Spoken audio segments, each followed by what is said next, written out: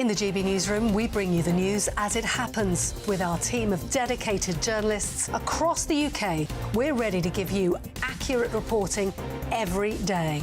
When the news breaks, we'll be there with bulletins on GB News, the People's Channel, Britain's news channel.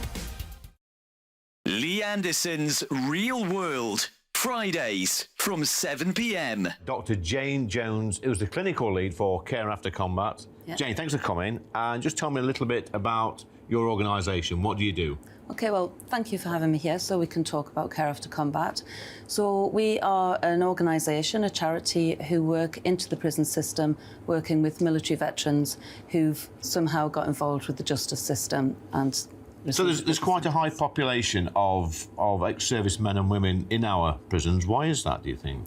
So 2014, the government did a review of who was resident in UK prisons, and what they found were that military veterans are the highest occupational group, and this obviously raises some concerns. Yeah. So the government wanted to do something about that, and so they supported Care After Combat initially just as a scoping exercise, really, to see if there was any way we could help these men and women actually, understand the problems that led to offending behaviour and go on to lead successful lives. So what sort of offending behaviour are we talking typically for people that's in prison that's actually served in our armed forces?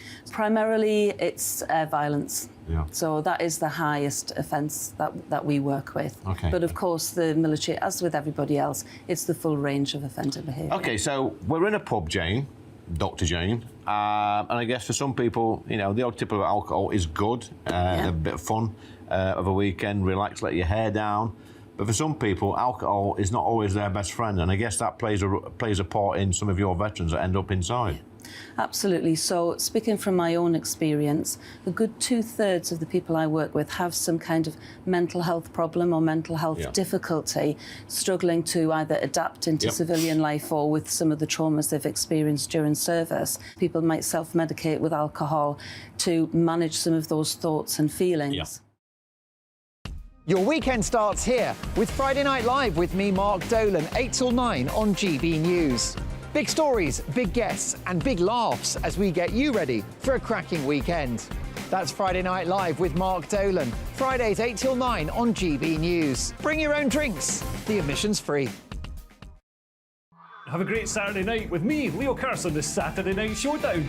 It's a crazy world out there, so come and make fun of it with me, my panel of comedians, and a couple of people who actually know what they're talking about. This Saturday Night Showdown is your front row ticket to the clown show every Saturday, only on GB News, the People's Channel, Britain's news channel.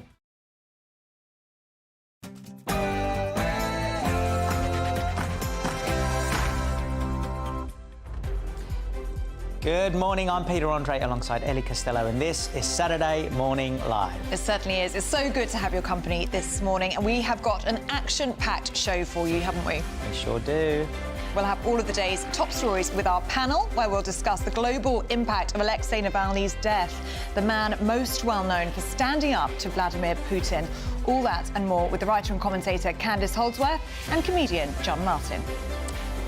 We'll also be discussing just how safe are your children from diseases. There's an alarming rise in the potentially fatal measles. Now, could this be due to the change in attitudes towards vaccinations following the COVID pandemic? What do you have to look out for, and how can you keep your family safe? And this week's Greatest Britain is Love Island star Tasha Gorey, who is changing the way that we perceive deafness. With the help of her cochlear implant, a small electronic hearing aid, she's helping to normalise deaf accents and spread the news that it is her superpower. We are going to share that with her. And we'll also be joined by one of Britain's national treasures, who's a very good friend of mine, TV chef superstar. She's tough, she's feisty, and won't hold back. We're talking about Rosemary Schrager. We are truly going to be Schragered today. And she's going to join us in the studio later on.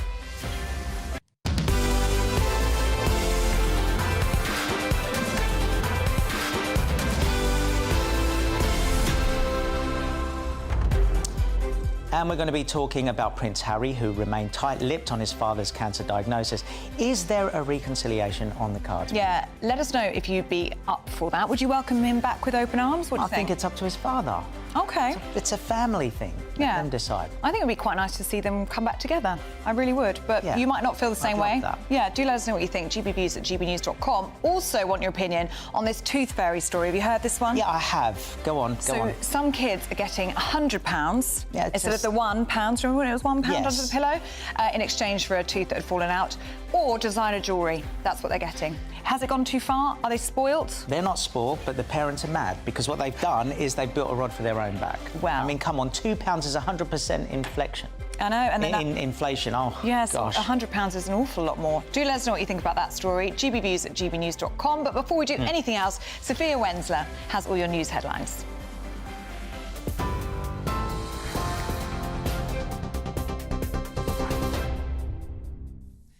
Thanks, Ellie. Good morning. It's 2 minutes past 10. I'm Sophia Wensler in the GB newsroom.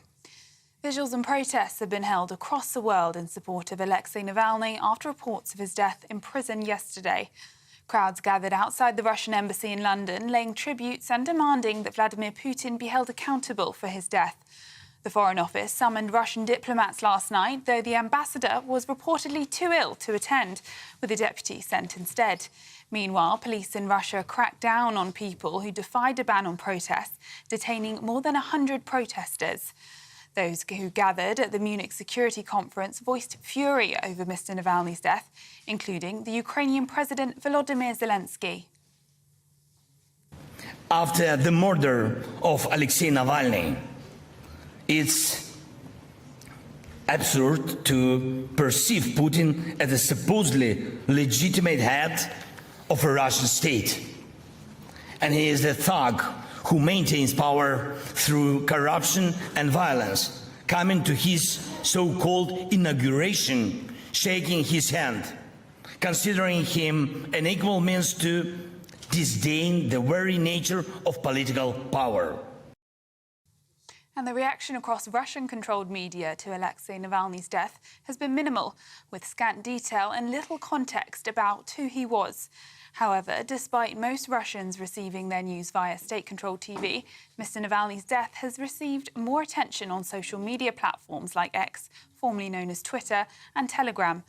Marina Litvinenko is the widow of Alexander Litvinenko, a former Russian spy who was poisoned in London. She told GB News that the world must consider whether Vladimir Putin can be allowed to continue his brutal regime. Do you accept Putin as the leader of the country? Do you believe you can negotiate with this regime? Do you believe you can trust? And this is a very important, and I think we will have not another chance to make any change for what is happening now to Russia and what is happening to Ukraine. And to Ukraine again, where the chief of the army has announced that forces are retreating from the frontline city of Avdiivka.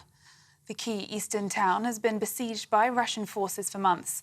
The army chief says the move will avoid encirclement and preserve the lives and safety of service personnel. It's one of the most significant changes to the front line since Russia's capture of Bakhmut in May last year, and comes after weeks of intensified fighting in the region. In other news, Donald Trump has been ordered to pay $354.9 million in penalties for fraudulently inflating his net worth to dupe lenders. He's also been banned from running any business in New York for 3 years. Trump has denied any wrongdoing and called the case a political vendetta. This latest case comes as the former president appears to be cruising to the Republican nomination, despite multiple other legal battles. Speaking from his Florida estate, Mr. Trump said he would appeal the ruling. Crooked New York State judge just ruled that I have to pay a fine of $355 million for having built a perfect company. It's a witch hunt against his political opponent, the likes of which our country has never seen before. You see it in third world countries, banana republics, but you don't see it here. These are radical left Democrats, they're lunatics, and it's election interfering. So I just want to thank you for being here. We'll appeal, we'll be successful, I think, because frankly, if we're not successful, New York State is gone. Exams to check qualifications for foreign dentists could be scrapped under new government plans to solve the dental crisis. It would mean dentists trained abroad would be able to start work in the NHS without a formal check on their quality of their education. It's hoped the move will speed up recruitment and entice more overseas talent to the NHS. But the British Dental Association dismissed the plan, saying it wasn't enough to fix what it called a leaky bucket.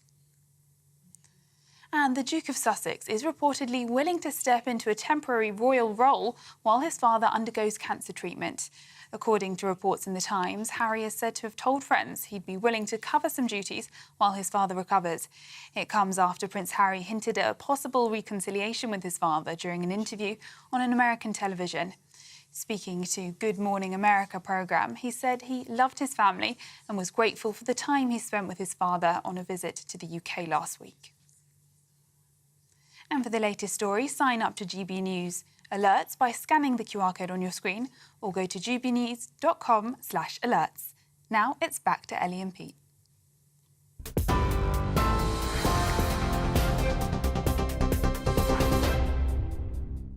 Thanks, Sophia, and welcome to Saturday Morning Live. The time is 7 minutes past 10.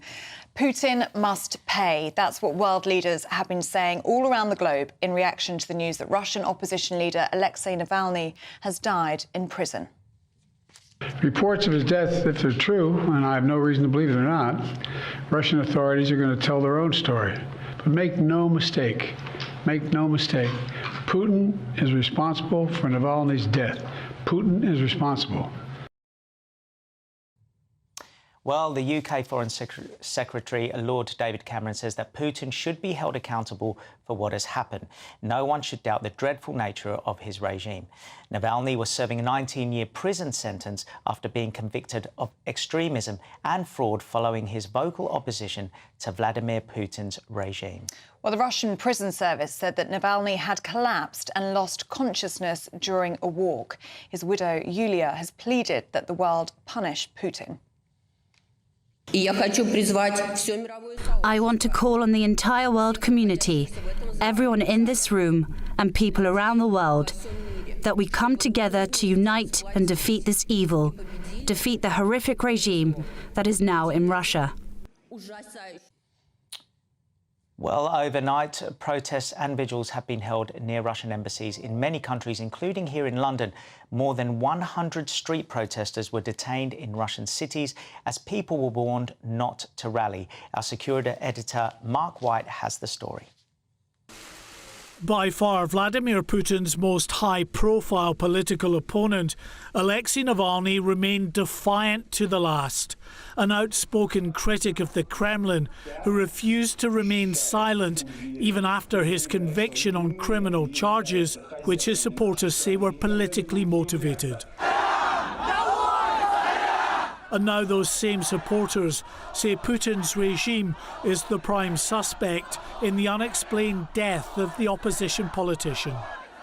Friends, family and his legal team suggested he may have been the victim of poisoning, a deliberate attempt by Russian authorities to silence him. The government in Moscow has dismissed any such suggestion. But for Navalny, it wouldn't be the first time he'd fallen victim to a poisoning attempt. In the summer of 2020, he fell violently ill aboard a passenger plane while on a trip to Siberia. He was flown to Germany and treated by doctors there, who concluded he'd been poisoned by Novichok. The same nerve agent was used against former Russian spy Sergei Skripal and his daughter Yulia in Salisbury in 2018. The Kremlin stands accused of regularly using poison as a means of targeting outspoken critics of the regime or perceived traitors to the Russian state. In 2006, in one of the most high-profile incidents, Kremlin critic Alexander Litvinenko was poisoned with the radioactive isotope polonium-210. He suffered an agonising few days before dying in a central London hospital. A new opposition is appearing. It is being generated now. And Navalny played an important role in it. But at the same time, this opposition requires new ideology. The death of Alexei Navalny means Vladimir Putin now rules virtually unchallenged. Many of the critical voices who once spoke out against the Russian leader now jailed forced into exile, or like Navalny, are dead. By the time he launched his full-scale invasion of Ukraine, many opponents who once tried to hold the Putin government to account have been silenced. There is widespread and understandable concern at the news of Alexei Navalny's death, but getting proper answers about the cause of death will be next to impossible. Like so many similar incidents in the past, the Kremlin will simply insist any allegations of foul play are far-fetched. Mark White, GB News. That was Mark White. Now, there's obviously great concern for the safety of any critic of Putin in Russia or around the world, with fears that they could face a similar fate for daring to oppose his leadership. Well, Maria Litvinenko is the wife of the former Russian spy Alexander Litvinenko, who, as you just heard, was poisoned with a cup of tea in London in 2006. She spoke to GB News earlier. In 2006, when my husband was poisoned, and it was first time radioactive polonium was used against one person, against human. And I plead the world to pay attention, because leader of Russia, Vladimir Putin, was fully responsible for this crime. It was difficult to prove, but in 2016, we received public inquiry report, and it was official evidence of Putin's crime. I believed after that, world would be more understand what and who they are dealing with. But now we have another case, and Yulia Navalny asked about action. I think it's a very serious test for all world, how you will react to this, or what happened to Alexei Navalny. Will you accept Putin as the leader of the country? Do you believe you can negotiate with this regime? Do you believe you can trust? And this is a very important, and I think we will have not another chance to make any change for what is happening now to Russia and what is happening to Ukraine. That's Maria Litvinenko speaking to GB News a little bit earlier on. Well, we're joined now by writer and commentator Candice Holdsworth and comedian John Martin. Very good morning to you both. Good morning. Hi. And Candice, let's start with you, shall we? Your reaction to this news. Well, I find it so interesting that it follows on from the Tucker Carlson interview, which, I mean, got so much attention. And I think amongst the isolationists in America, they were sort of trying to push this line that Putin was misunderstood, that, you know, everything we thought about Russia was propaganda.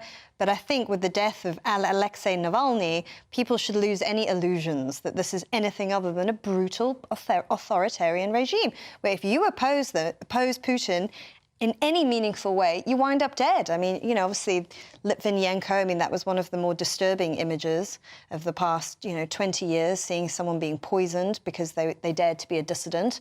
It's cruel. I think that the way that he died will never be investigated properly. I think there'll always be a cloud of suspicion over what happened to him, but I don't think they'll ever release the real story. But do you think, though, that, obviously a lot of all fingers are pointing to Putin, but obviously there's been no proof that Putin has done anything. Is it right to just say straight out that he's done it, or could he have not done it? I think it's very unlikely that he didn't do it. I mean, you see Joe Biden says, make no mistake, he did this. I mean, he'll have intelligence, he'll know about it. What we do know is that Navalny was in a very bad state. I mean, his health had really deteriorated. I mean, he was suffering all types of organ failure. I mean, this colony where he'd been sent to was absolutely brutal. He'd been given 20 years there. I mean, his mental health must have suffered terribly. We'll see what they release. They're going to do their investigation and we'll see what they say. But, as with Prigozhin as well, I mean, they'll always have plausible deniability. I mean, fans of Navalny back in Russia would say that he wouldn't have been in that prison if it hadn't have been for Putin. And therefore, even if he died of natural causes within that prison, it would still be at the hands of Putin. That's what they would say, at least. What do you make of this story, John? I think anyone who's sane and decent is absolutely shocked and repulsed by it. It's just incredible that this is still going on, and in today's time, it's who else is going to oppose and stand up to Putin if this is what happens to people against him? It's awful. Well, what I find almost so haunting about this is the fact that Alexei Navalny knew that he would die. And there's this clip that he actually spoke to the Russian people. We'll have a little listen to this. My message for the situation when I am killed is very simple: not give up. For me, that really struck me last night because he's saying, when I am killed, do not give up. And he goes on to speak in Russian in that interview with CNN. And he says, when I am killed, it's because we are seen as strong. See, I wasn't aware of that. I've never seen that before. It's haunting, isn't it? Oh, it's terrifying. I guess that the hardest bit is the fact that now there's no one that can oppose Putin. Who can? He stands up Yeah. president again. There's no one that can challenge him now. That's very sad. Yeah. What do you make of that video, Candice? It's like that particular type of Russian fatalism, isn't it? You know, he sort of knows that this is a doomed mission, but he's going to carry it out anyway because it must be done. Someone has to do it. Well, he's being described as a martyr, isn't he, by supporters back home in Russia, indeed around the world. Let us know what you think of that story, gbviews@gbnews.com. Something entirely different now in The Guardian, and I know that we've got two parents here on our panel this morning, so I thought I knew you'd have an opinion on this. This is about a smartphone-free childhood. This is 4,000 parents have now joined a group committing to banning young children from having smartphones, of course, off the back of the Brianna Jai story. What do you make of this, Pete? Would you say no smartphones for kids? Well, I'm saying that we're focusing again on what parents have to do, but what are the government doing about putting safety online? Because kids find ways to get these. They might not have a smartphone, but they'll go to school. I've told you before where my kids did that. They will get the information from their friends who have got a smartphone. We need to have things, this is just my opinion, but we need to have things in place to protect them while they're online. But yes, of course, it would be ideal if we could stop them all going on. That would be great, but it's highly unlikely. So you're saying it needs to come down to social media companies to have responsibility? But that needs to be paramount in amongst everything else. Still try and do this, still try and get kids not to go on it. But really, that's... I don't know what you think about this, Ken. Well, I think there's a huge amount of evidence that shows younger than the age of 16, it actually has quite a damaging effect on their mental health because at that age, they're so sensitive to social comparison. And I mean, they're scrolling through social media and Instagram and, you know, they're not mature enough and they don't have enough world experience to know that, you know, it's not quite real. And they're comparing themselves and they're making negative comparisons with themselves, especially, you know, when it comes to ideals of beauty. I mean, maybe they'll only see like a very narrow idea of what beautiful is and then start to think, well, I don't live up to that ideal, so, you know, I'm not beautiful. And we know for a fact, I mean, this has been measured, the data is there. That is what is happening to young girls and they're suffering terrible depression and anxiety. Let's not forget likes and things like that. You know, oh, this person's got more likes than me, this person's got more followers than me. Again, it's down to that sort of... Well, can I just say, on this show, obviously, I know you're on, but I'm like the eye candy here. I get that. So I'm the oldest one here. Well, only a bit. Not sure about And I don't have children. And I was talking to my nephew at Christmas, and we had none of these smartphones at school. And I was talking to my nephew, I said, all we ever got for Christmas was an apple and an orange. He said, what, a computer and a phone? Very good. And he said to me, will you get me something special? I said, I'll get you whatever you want. What do you want? He said, will you get me a drone? Oh. No, I didn't. I said, oh, what? He said, a drone. He said, I'm going mad for a drone. I'd love a drone. So what I did, I recorded the wife talking to her mother on the phone. He's good. He's good. We need this morning. Yeah, we do. The coffee's just not enough today. Hey, it's not all about you looking smart. Hey, Valentine's Day the other day, I got a lovely card. Yeah, Did you? Vivaldi. I'm thinking Radio 3. Yes, very good. Turned out to be a woman called Viv who works in Aldi. He's on fire. I feel better about myself now. Yeah, you two are up the same ilk. I want to talk about something else, guys, which is random. Unless you've got a question to ask about you go for it. Right. This Cornish pasty, have you heard about this? This pasty. Would you say pasty in England? We say pasty. You go for it. I like pasty. Right. Pasty. This is 20,000 calories, right? Now, I've got it here. We haven't got it... So, look at that. We'll hold it up to you. Can you see this? Right, so this is 20,000 calories, right? And it's 2 foot long. 2 foot long, Peter. Right? And it costs how much? 20-something pounds. Now, to me, it looks like a lady in a white bikini. I'm not quite sure why. Hide this bit. Oh, sorry. Right. No, it's fine. £28 it costs. £28. Can you believe that? And I'm sure you'll put on double that just eating it. But what do you think of that? I mean... Is it worth the money? Oh, no. That's all it's there for. No, I'll be honest. I have put a lot of weight on. Mine's actually a medical condition, I don't mind telling you. I've had what they call an overactive knife and fork. Yes. Can't put a fork down. No. I mean, I am trying. I looked at him this morning, fat shame me. But I am trying. I've joined one of these Weight Watcher things on the internet, Yeah. First question they asked me was, will you accept cookies? This is my kind of diet. He's good. Right. Well, thank you guys very much. Thank you very We much, love that. both of you. Don't go anywhere, as we'll be meeting the amazing Tasha Ghouri, this week's Greatest Britain, and we'll be getting to the bottom of the measles outbreak in Britain. What is going on?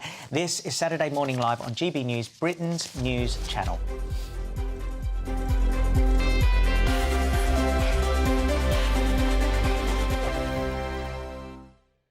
I'm Michelle Dewberry, and I'm not here to tell you what to think. I'd much rather hear what you have to say. So send in your opinions to gbviews@gbnews.com. Keep them clean, and you never know, I might read them out. With my panel here on Jubes & Co, we debate, we get stuck into the issues of the day on a show where all views are welcome, especially yours. GB News, the People's Channel, Britain's news channel. Patrick Christie's Tonight. Weekdays from 9 p.m. Mike Freer joins me now. Mike, thank you very much for coming into the studio. Thank you for inviting me. Firstly, how are you?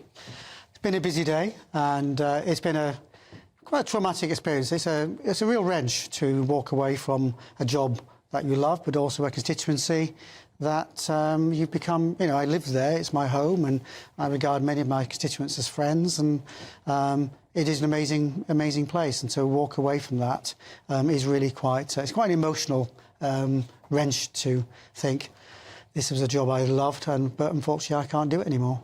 Can you talk me through the process? Because you mentioned about the alleged arson attack, etc., being the final straw, but this has been a really quite vile journey to get to this point. So what kind of threats have you had? What's that look like? Well, like every MP, I mean, you day in, day out, you get abusive emails, you get low-level stuff that, whether we should accept it, but we do, it's graffiti, it's things like, I've had, in the past, I've had a mock Molotov cocktail left on the office door, meaning we had to evacuate the whole building. I've come out of my house and found a note on my car. Where I live is common knowledge, but what I drive is less so. And it's a few weeks after John Mann had the wheel nuts on his car tampered with. So that all kind of makes you get a bit, what on earth's going on. But I've had two run-ins with the organisation that was Muslims Against Crusades, and people like Anjem Chowdhury, who was behind that organisation, been to prison. But online it said, I used to do surgery in mosques, so I wanted to go out and see people. And online, it's a picture of me saying, you're not welcome in our mosque, let Stephen Timms be a pointed reminder. So it's not very subtle. Well, just for our viewers and listeners who might not remember that, Stephen Timms, of course, was stabbed by a woman who'd been radicalised. Thank heavens he survived. So it was a very unsubtle. Tired of the usual focus-tested, pre-prepared Westminster runaround? Well, so am I. So you want higher taxes? Is your department to blame for this? Are you rethinking this policy? Every Sunday at 9:30, I'll be sitting down with those in power to get the truth about the issues affecting you. Let's be honest, we've known about the cost pressures of this project for years, not months. That's the Camilla Tominey Show, a politics show with personality. On GB News, the People's Channel, Britain's news channel.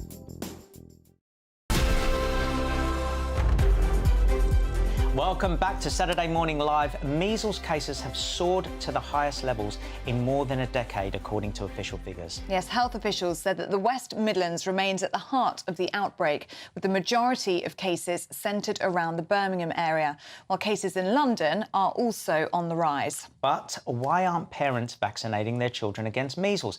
A consultant at a Liverpool hospital said he fears fatal consequences unless there is a significant increase in MMR vaccinations in the city, where vaccination rates are as low as 50% in some parts. Wow. Well, joining us now to get to the bottom of this is Clinical Director at Vaccination UK, Amanda Schiller. Good to see you this morning, Amanda. Good morning. I mean, when we talk about measles and this measles outbreak in the Midlands, when you think about measles, you think about the Victorian era. and a disease of the past. Yes, yeah. But that's not the case, is it? No, absolutely not. Well, it's been around for a very long time. I think it's certainly been something that people have... they kind of think of it as a mild childhood illness. And it's always been around, but because we've had good levels of vaccination for quite some time, we've seen it kind of drop off. But in recent years, obviously, there's been a resurgence as vaccination levels have dropped again. So. And do you think they've dropped partially because of a lot of anti-vaxxers and people, since COVID, of course, a lot of people were saying negative things about the vaccine. Do you think that's had an impact? Yeah, absolutely. I think during COVID, obviously, access to GP surgeries was a bit more difficult. So that was a bit of a barrier. But in addition to that, vaccination is at the forefront of people's minds since then. So certainly people have more awareness of vaccinations in general, and there is a level of hesitancy due to that. Do you find that parents sometimes just simply don't know what vaccinations their children need to have? Yeah, absolutely. I think as parents, we're given loads of information. There's so much you need to take on board when you have children.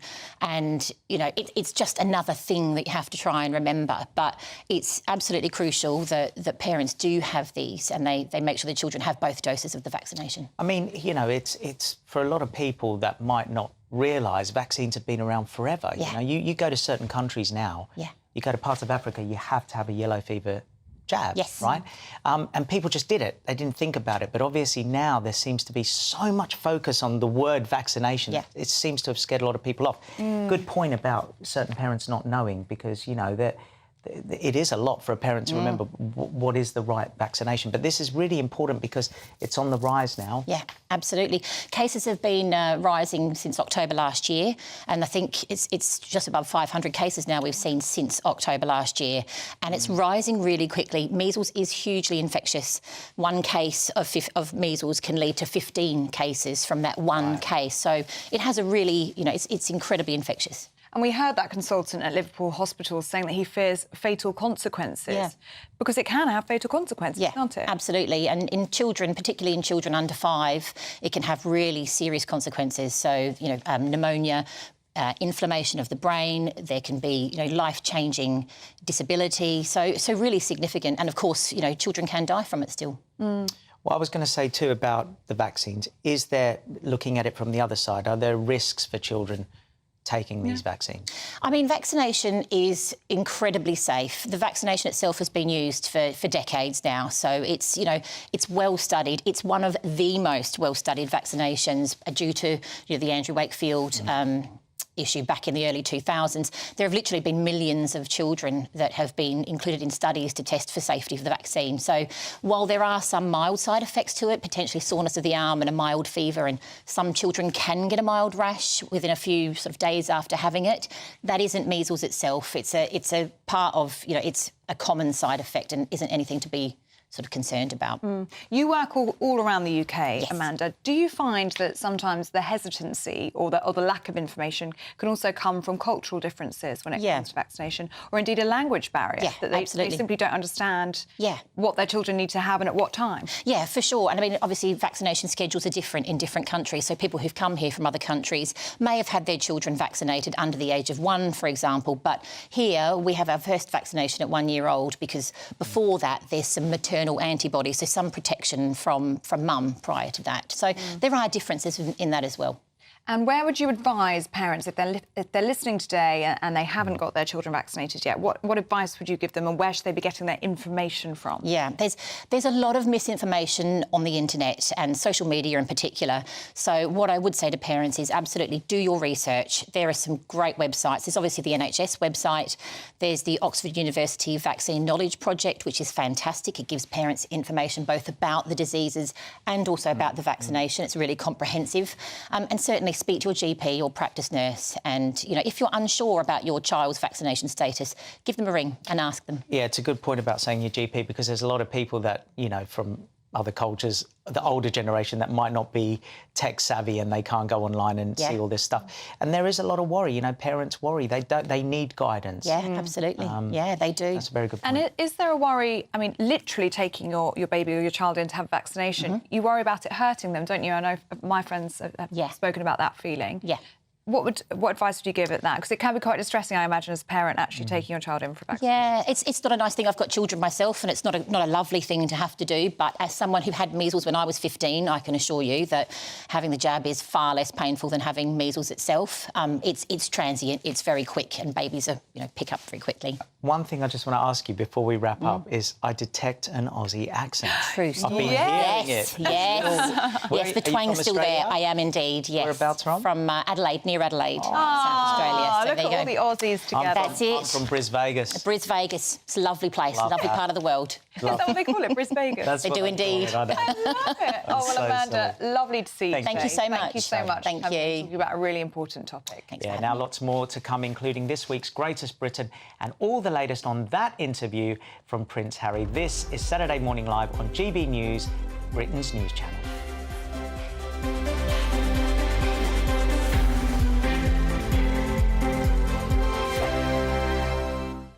Now then, Lee Anderson here. Join me on GB News on my show, The Real World, every Friday at 7 p.m. I'm not eating bloody cat. Are you Delicious. mental? Open your mouth. OK, here comes a train. Reminds me of the scene in Singing in the Rain. Adam, is that a good one? Whoa! Join me at 7 on GB News, Britain's news channel.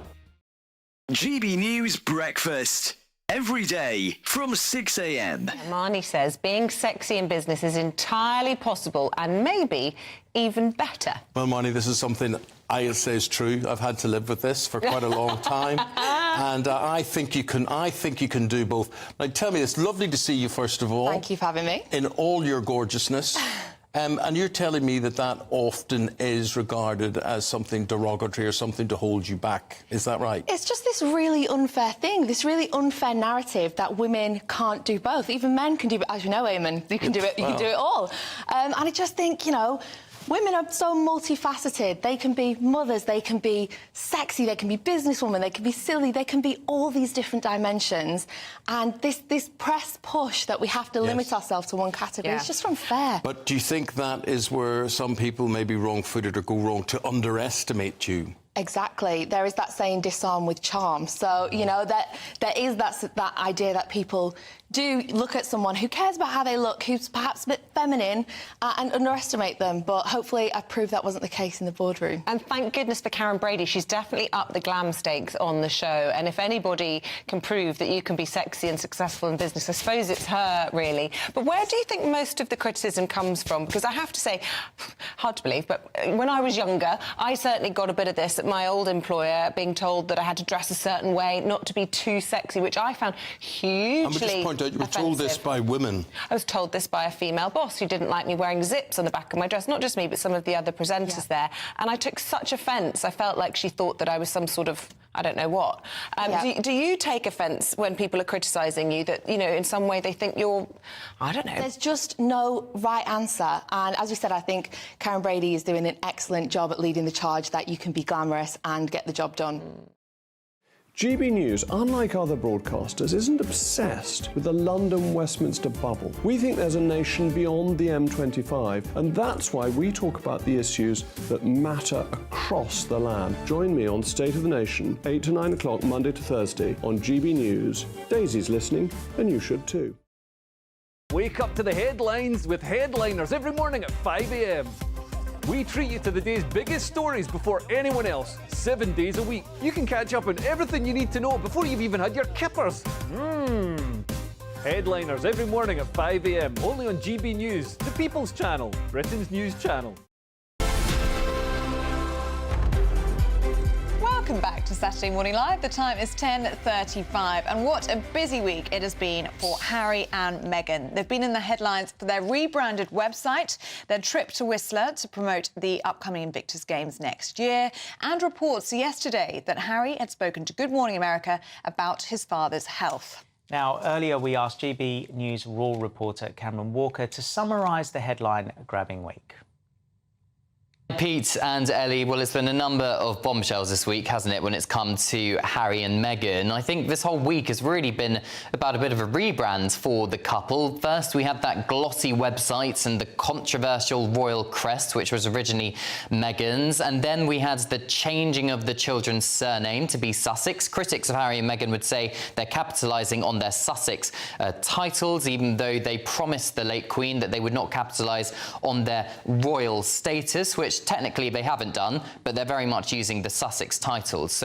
But it was a huge surprise because I thought they were getting away from the whole idea of them being ex-working members of the royal family, that Harry had done an interview with Good Morning America in the United States, which was teased up as talking about King Charles's health. So alarm bells started ringing in my head, and probably people in Buckingham Palace as well, as to how much detail, private detail, Harry was prepared to reveal about his father's cancer diagnosis. And perhaps pleasantly surprisingly, he did not reveal much detail. In fact, he refused to reveal private details about the King's medical diagnosis, other than the fact that the King spoke to Harry personally to tell him he had been diagnosed with cancer, and that he was grateful to be able to fly across to the UK to spend time with his father following that diagnosis. So that would have been a welcome relief for Buckingham Palace. He did also look visibly uncomfortable when he was being asked questions about his father's health. The main point of the interview from Harry's perspective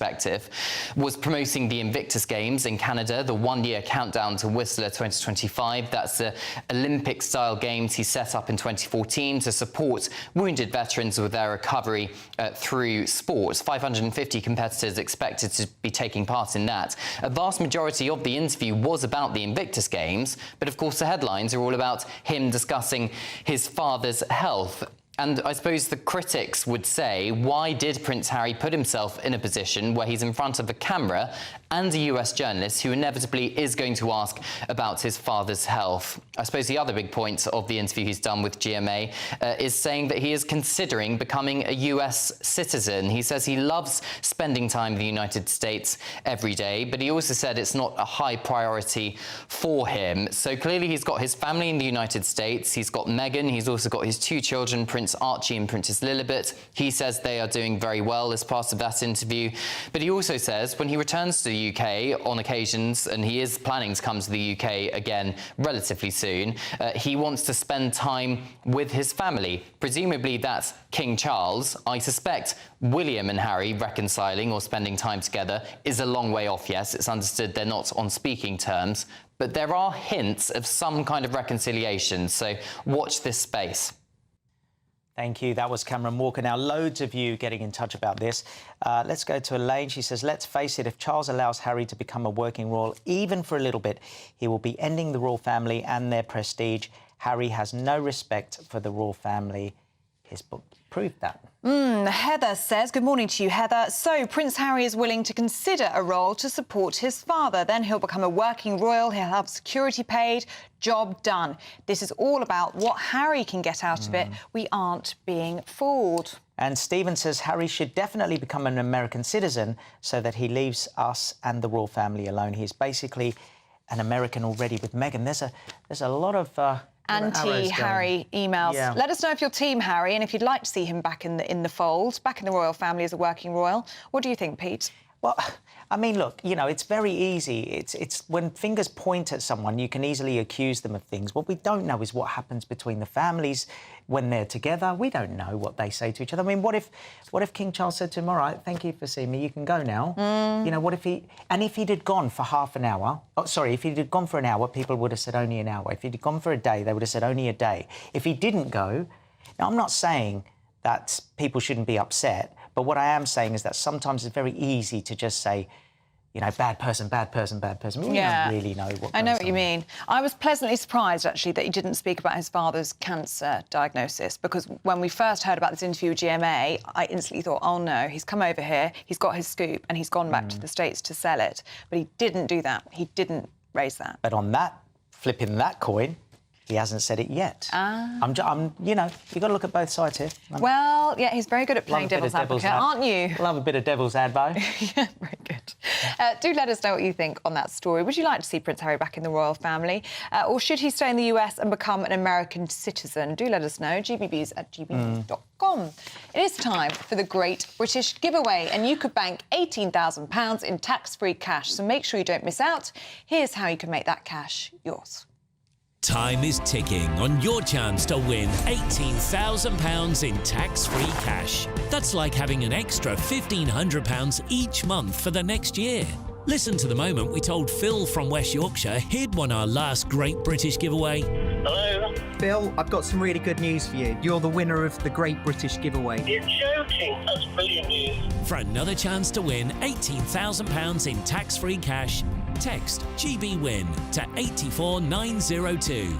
Text costs £2 plus one standard network rate message, or post your name and number to GB02 PO Box 8690 Derby DE1 9TT. UK only. Entrance must be 18 or over. Lines close at 5 p.m. on Friday the 23rd of February. Full terms and privacy notice at gbnews.com/win. Good luck.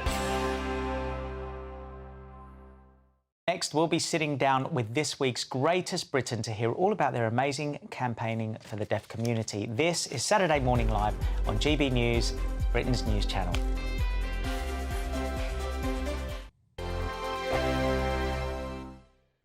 2024, a battleground year. The year the nation decides. As the parties gear up their campaigns for the next general election. Who will be left standing when the British people make one of the biggest decisions of their lives? Who will rise? And who will fall? Let's find out together. For every moment, the highs, the lows, the twists and turns. We'll be with you for every step of this journey. In 2024, GB News is Britain's election channel. Martin Daubney, weekdays from 3 p.m. Welcome to the show. Superb stuff, great footage. So you're right in the thick of it there. What's the mood on the ground? Well, I've left there now. I've actually now come to that EU Council summit that I was talking about. It's still pretty chaotic. The entire city of Brussels has been completely clogged with these tractors, sort of three abreast in most of the roads across the city. The people of Brussels aren't particularly happy. I mean, this is sort of reminiscent for some people of the Just Stop Oil protests, you know, people gluing themselves. People are unable to get to hospital appointments, and there's a lot of upset about the destruction that's happening on the streets of Brussels today. But on the other side, there's also the protests, which the farmers are saying that EU green laws simply are not able to fit with what they need to do to keep their businesses going. And just before the protests happened, we saw the European Commission actually make some concessions to the farmers' protests. And this is on the demands that were put on them to set aside somewhere in the region of 5% of their land for regrowing for biodiversity.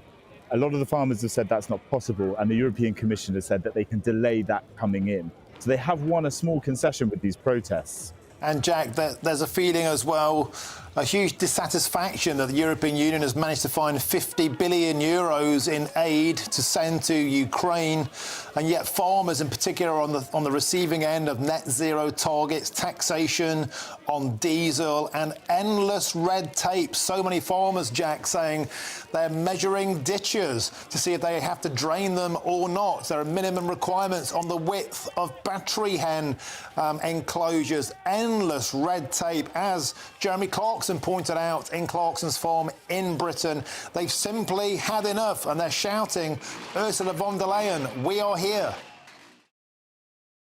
I think the most exciting bit for me is talking to people. People who I think are ignored often by the major news channels.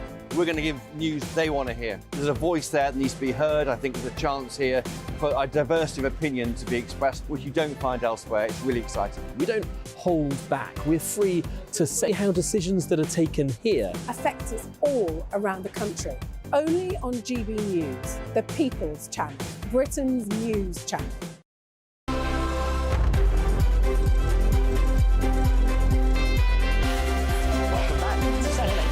Now, on this show, we're all about spreading the news of amazing people who do amazing things. I love this part of the show. Yeah. This week's Greatest Britain is Tasha Ghouri. Now, you might recognise the very beautiful Tasha as a former contestant from Love Island, but as she's proven, she has utilised her platform to be so much more than that. Tasha was born deaf and received her cochlear implant when she was just 5 years old. Today, she is not just a fashion model and a dancer, but also a cochlear implant mentor, as she's campaigning to spread awareness for the deaf community and normalising deaf accents. And a big, big welcome to Tasha Ghouri, who joins us in the studio now and is our Greatest Britain of the Week. Oh, I love it. Thank you for having me. Did you not know you were the Greatest Britain? Is it what I say? Did you not know you were the greatest? No, I didn't actually. Well, lovely surprise. Love Well, really good to have you with us. So what I loved about you on Love Island and since is you owning your deafness as your superpower. You have really made this into such a positive thing in your life, haven't you? Yeah, I mean, I think it's so important to me when going the show for representation, especially on TV. You don't see it much nowadays, but the world is changing. And, yeah, I just wanted to be sharing that message that you can be who you want to be, you can go for what you want, no matter what disability you have. Yeah, absolutely. And what, just for people who don't know, what is a cochlear implant? So a cochlear implant is very different to hearing aids, for example. So hearing aids are there to amplify sounds. You don't need to have an operation, whereas cochlear implant, you also have an internal part. So surgery takes about 7 to 8 hours. Wow. So you also have the internal and external, so the outer earpiece. And it's quite clever, it's very complicated surgery. I don't really know the scientific words behind it, but, yeah, basically got a magnet in my head, and when the coil attaches to the magnet, it activates the hearing. So I don't really hear from my ear, I hear through the implant. Wow, and you had that put in when you were 5 years old? Yes, I was 5, yes. Wow. Absolutely. Yeah, very young. Incredible. So a lot of this is stemming off the back of a viral video that you did recently on TikTok, and you did a video without your cochlear implant in, is that correct? Yes. And you had such a wonderful reaction. Tell us a bit about that. Yeah, so on TikTok, I just thought, you know, you do the typical get ready with me's, and normally I do it without my cochlear implant, but I always pull it in to do the video. And I thought, you know what, why do I keep doing that? Because that's not really me, and I want to show my reality. So I want to start normalising deaf accents because it's so important to share that awareness, and the reason why people's voices may sound different because of their disabilities. I was so nervous to post it, but I'm so excited. I'm so glad that I did because the response was just incredible, and it goes to show how important my voice is in this industry, and I want to keep using it. Yeah, it is so important to raise that awareness. What is the difference between when you're wearing the cochlear implant and when you're not? It's quite interesting because when I take it out, I actually can't hear myself. So I'm literally like, I don't know if I'm talking too loud, if I'm shouting or being too quiet. I can't hear the tone, but I can feel my voice goes deeper because I can feel the vibration from my throat. Whereas I pull it in, obviously I can hear my own voice. I feel like I sound a bit higher, a bit more high-pitched. But it's very interesting to see a difference, and it's a massive difference as well. A lot of people say it's like, without my implant, it's like ASMR kind of voice. So I think it's a good thing. Lovely. We love a bit of ASMR. So take us back to school. Yeah. What was it like at school? How did it affect your learning? Because I know you're campaigning for sign language at school. Yeah, I mean, at school, it wasn't really accessible, I would say. I was the only deaf student in my whole school. At the time, I was fluent in BSL, but when I went to high school, no one knew BSL, so I had to force myself to use my speech more. And in that situation, I could feel quite isolated, and teachers would turn away from me. I lip read a lot. I get put at the back of the class when I should be at the front, really. Little things like that wasn't taken into consideration, and that's why I've been campaigning for BCSE to become a GCSE course, which hopefully will be next year. And it'll be so much more effective because one day in your life you will bump into someone that uses BSL, and you genuinely will. Just for people who don't know, can you just say what BSL is? It is British Sign Language, that's what it is. Right. Yeah. Brilliant. So how do you deal with people that perhaps aren't so very nice online? Because you've had such a positive reaction now, but I know in Love Island, perhaps it wasn't always the case. Yeah, it wasn't. Definitely was not the case. I think whilst I was on the show, I had a lot of ableism, and about my voice especially, there's comments like, I want to rip out a cochlear implant, throw it in the pool. Very, very brutal things like that. But I think for me, coming out the show, I tend to enter positive. I don't like negativity. I'm very, OK, let's educate. I'm going to use my platform and use it for the better. The amount of people that actually changed their opinion and was like, oh, I didn't know that, is because it goes to show there's not enough education awareness about cochlear implants or the deaf community. So it goes to show that actually I used it to like fuel my fire to do better, and I used it as motivation to do better in this world. Your attitude is amazing, isn't it? Yeah, it is. Like, literally. Well, this is what I was going to say, you know, you know, you look at Love Island and Dr. Alex George was on the show and he's done so well using his platform. And what you're doing is excellent. He ended up really doing amazing. If you just keep going, and there's no doubt in my mind that you will make such a huge impact. Thank you. So, you know, I love that you take that negativity and just literally throw it away. It's hard to do, but if you can master that now, mate, your future's awesome. Do you find that a challenge in your mind to switch that? Because that would make me want to cry if I was reading those kind of things about myself. It's horrible. You must have to have quite a thick skin, but also you are such a strong person in your mind to be able to twist that and think, no, these people are ignorant, they need educating, and I can do that. Yeah, I think I've always had quite a thick skin. Don't get me wrong, I'm also sensitive. I'm quite a sensitive person. But I think going through what I did, I went through many obstacles in my life and a lot of mental situations where I was really at the lowest of low. That made me stronger and gave me more thick skin. And my family and friends around me massively support me. And I was very lucky to come out and they were there for me. And I believe that if you surround yourself with positive people that support you, it'll help you get through it more. Do you know what I love about you as well, Tasha, is we're seeing, if you're watching us on the telly, if you're listening on the radio, I'll describe it to you. Tasha does share a lot on her Instagram and on TikTok. You actually wearing the cochlear implant, don't you? Do you think that visibility is really important as well on your platform? Absolutely. I think I even get messages nowadays saying, I feel confident to wear my hair up because of you, like I saw you wearing your hair up. So it goes to show that using our platform really helps people, and that makes me happy. Is the fact that if I can make one person find their confidence or feel happy, then that's made my day, because that's all I want to do. I want them to find that inner confidence and embrace their disability. And Tasha, you met the lovely Andrew, didn't you, on Love Island? How are you both? Well, yeah, great. A year and a half later, we're still together. Yeah, it's been amazing, and it's just been incredible. He's so kind, and he's been there for me throughout. And it's so amazing to find someone that truly loves me for me, and especially with my cochlear implant. He's so invested, and he really loves it. He loves it. I mean, he loves it so much, he's so supportive of you, that he's actually got a tattoo of your cochlear implant, hasn't he? Yeah, he did. I think we have a picture of it. So just explain this tattoo, because it's just got the most beautiful meaning, hasn't it? So basically, it is "I love you," but it's actually an American Sign Language. That sign, the cochlear implant is wrapped around. He literally came home one day. He was like, "Oh, I'm going for a tattoo," but I had no idea what I was going to get. He came home and he showed me. I could not believe it. Like, that's all I ever wanted in my life, was someone just to really embrace that. That's love. That is love. And had he had any experience of deafness or the deaf community before you, or has he just learnt it all being with you? He's learnt it all being with me. I was the first person in his life that wears cochlear implant, is deaf, and he always wants to learn, and he's always been there for me, even when he came out of Love Island. He was really helping me turn it into a positive and not be so negative about the trolls and I'm going to try and do some sign language. Oh, go on. So, thank you for everything. Oh. Thank you for coming. Is that right? Yeah. And one that I shouldn't say to you, because we've only just met, but I'll say to you guys is, I love you. Yeah, Is that's that an right? American Sign Language, that one, not British Sign Language. So what's British on that? So, actually, I love you. I love you. I can do that exactly. one. Yeah. I love you. Well, I love you. And thank you for coming. Thank you for having me. You thank are you so much. incredible, Thank and you just used your platform just for the most incredible cause, and thank you so Keep much. going. It will help Thank you so for many having me. people. Thank you, Tasha. Thank you. Now, we've got lots more to come, including our showbiz selection with our lovely Stephanie Tecci and more of today's top stories.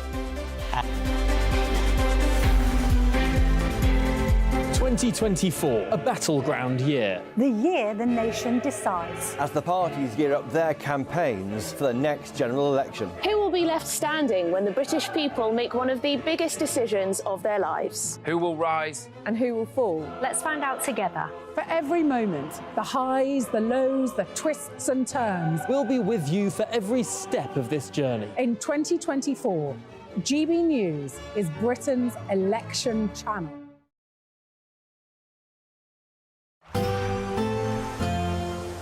Looks like things are heating up. Boxed boilers, sponsors of weather on GB News. Hello, good morning. Welcome to your latest GB News weather update with me, Annie, from the Met Office. There will be some heavy rain through this afternoon and the evening, but there will also be some dry spells this weekend, and it is staying very mild. So it is a mild start out there. There is some mist and fog across eastern areas. That should lift and clear to leave some sunshine across eastern areas, particularly through today. It should stay largely dry through much of the morning and into the afternoon here as well. However, across the west, we'll see drizzly rain, particularly across the coasts and the hills, and then some quite heavy rain arriving later on into parts of Northern Ireland and parts of West Wales and Western Scotland as well. But it will be feeling very mild once again, particularly in any of the sunshine in the east. As that band of very heavy rain pushes eastwards, we will see some disruption to travel, some difficult driving conditions. So there is a weather warning in force for many areas of England and Wales, and that will push into the southeast by Sunday morning, leaving a much drier start behind it elsewhere in the country. However, there is some uncertainty with how quickly this rain will clear. So I would prepare for a bit of rain in the south and east to start on Sunday. Elsewhere, though, it will be a much drier picture by the morning, away from some heavier showers floating around across northern Scotland. So many areas will see sunny spells through the course of Sunday, fairly light winds as well. So it will feel very pleasant in the sunshine, still very mild air with us. So temperatures will be climbing to around 15 or 16 degrees in the south, which is very high for the time of year. That warm feeling inside from Boxed Boilers, sponsors of weather on GB News.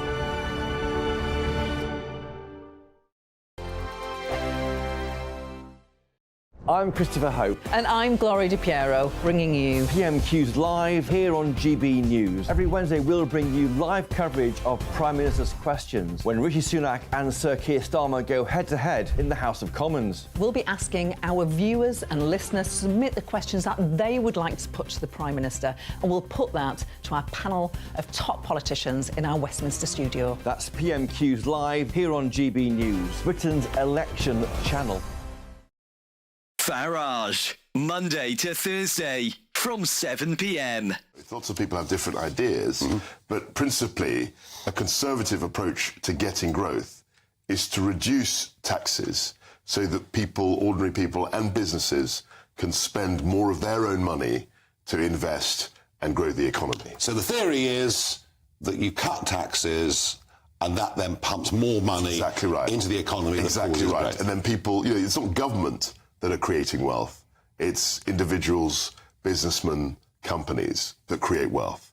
It's the private sector that creates wealth, that the public sector then taxes and spends. I get the theory, but one of the criticisms of you, and I think one of the criticisms actually of all political parties, is they appear to be incapable of cutting government spending. That's the key. I mean, and I think when I look back, is that we should have had a credible plan to reduce the increase in spending. Now, that's often a difficult concept to explain. But it's in line with inflation, etc. That's all right. So when you're slowing the increase, it means, you know, one year you spend £100 and the next year you spend maybe £101 as opposed to going up to £110. So the actual level isn't going down, but you're slowing the increase. And that's very much what I tried to do. And actually, looking back, the one thing I wish I'd done, was to present a credible spending plan at the same time as the tax cuts that we announced.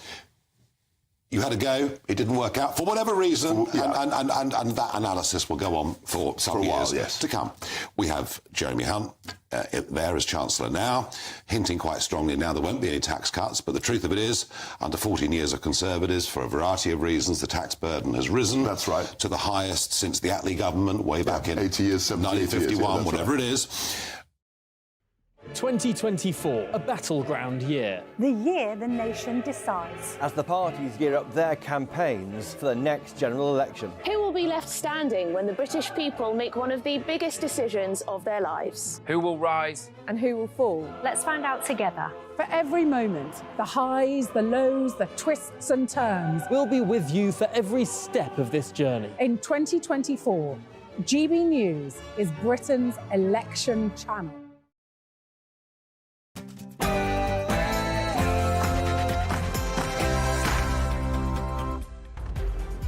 Good morning, I'm Peter Andre alongside the lovely Ellie Costello, and this is Saturday Morning Live. Yeah, it's really good to have your company with us this morning, and we have got an action-packed show for you, haven't we? We absolutely do. Of course, we'll have all of the day's top stories with our panel, where we discuss the global impact of Alexei Navalny's death, the man most well known for standing up to Vladimir Putin. All that and more with writer and commentator Candace Holdsworth and comedian John Martin. Now, we're always told of the benefits of weight loss, but can it be more than simply physical? Mental health, sure, that'll improve, but what about fertility and menopausal problems? And we'll be getting to the bottom of this later on. And our lovely Stephanie Techi is back from Sri Lanka. She's in the studio to join us to talk through all of the week's biggest showbiz news. Who is going to take the BAFTAs? Will it be Oppenheimer? We're going to hear all of the predictions. And we'll be joined by one of Britain's national treasures, TV chef superstar. She's one of my best friends. She's tough, she's feisty, and she won't hold anything. We are going to be truly Schragered. Rosemary Schrager's going to be on the show. She's a cooking legend. We can't wait to have her join us in the studio and hopefully bring us some food. Yes, fingers crossed.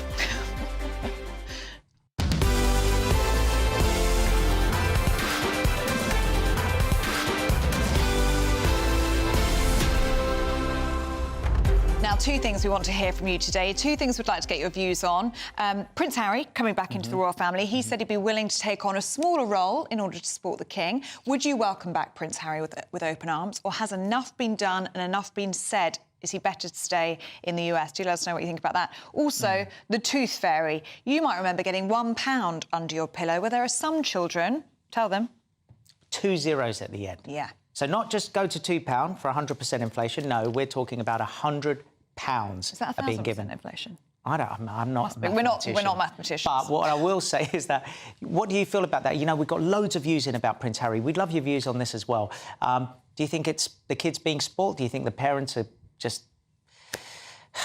giving too much away? Just doing too much? What do you think? Because I know what my views are, but I don't want to say them. Yeah, just yet. has the I want to tooth keep fairy it till later got out of hand? That's what we're asking you this morning. gbnews@gbnews.com. Yeah, but before we do anything else, Sophia Wensler has all your news headlines.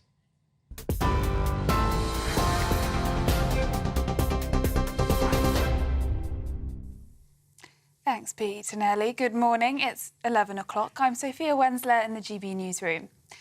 A spokesperson for Alexei Navalny has confirmed his death, saying his body is now with investigators. It comes as Lord Cameron warned of consequences for Russia this morning, as visuals and protests were held across the world in support of Vladimir Putin's most vocal critic. Crowds gathered outside the Russian embassy in London, laying tributes and demanding the Russian president be held accountable for his death. The Foreign Office summoned Russian diplomats last night, though the ambassador was reportedly too ill to attend, with the deputy sent instead. Those gathered at the Munich Security Conference voiced their fury over Mr. Navalny's death, with officials from the US, EU and NATO laying blame on Putin.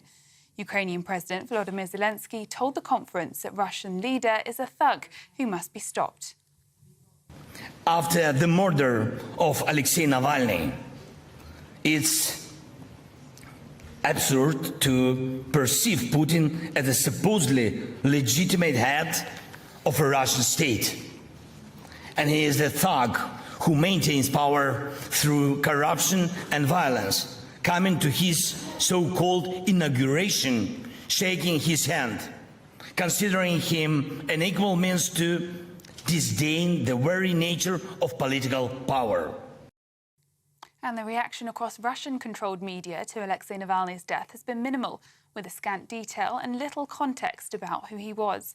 But it's attracted more attention online, trending on some social media platforms. People were cautioned against taking part in mass gatherings, though, with police detaining more than 100 protesters. Officers have been seen this morning removing floral tributes to Mr. Navalny, ensuring there's little evidence of the support he might have had. Marina Litvinenko is the widow of Alexander Litvinenko, a former Russian spy who was poisoned in London. She told GB News that the world must consider whether Vladimir Putin can be allowed to continue his brutal regime. Do you accept Putin as the leader of the country? Do you believe you can negotiate with this regime? Do you believe you can trust?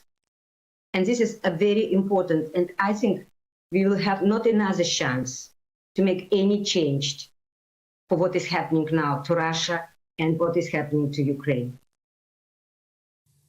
In other news, a third of small boat arrivals since 2018 have taken place while Rishi Sunak was Prime Minister. That's according to new analysis by the Labour Party. That's after 52 people reportedly crossed the Channel by small boat yesterday, meaning there's been just over 38,500 arrivals since Mr Sunak became Prime Minister. Shadow Home Secretary Yvette Cooper said it was proof the government's focus on its Rwanda plan isn't enough to solve the crisis. The government insists its policies are working, with the number of crossings last year down more than a third compared to a year earlier.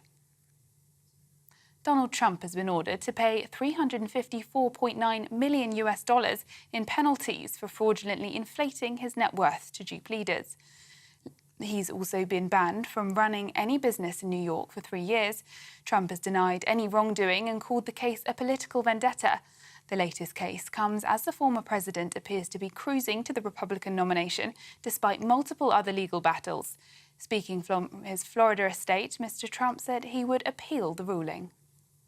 Crooked New York State judge just ruled that I have to pay a fine of $355 million for having built a perfect company.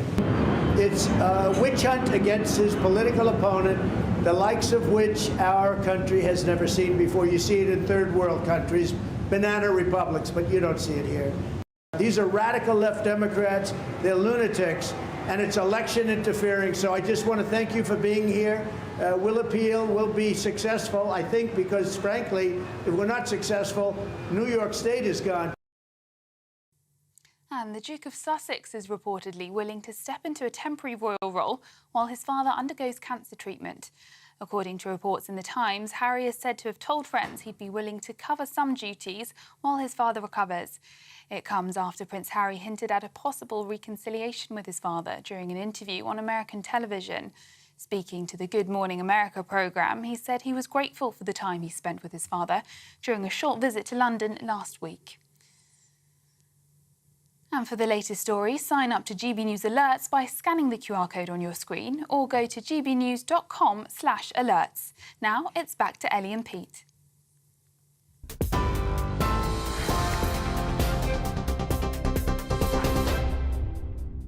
Thanks, Sophia, and welcome to Saturday Morning Live. The time is 7 minutes past 11. Now, loads of you getting in touch on Prince Harry, giving that interview to GMA yesterday, talking about lots of different things. But there's also reports coming out that he would be happy to return to the UK in a minor royal role in order to support his father during his cancer treatment. We were asking you what you would think about that.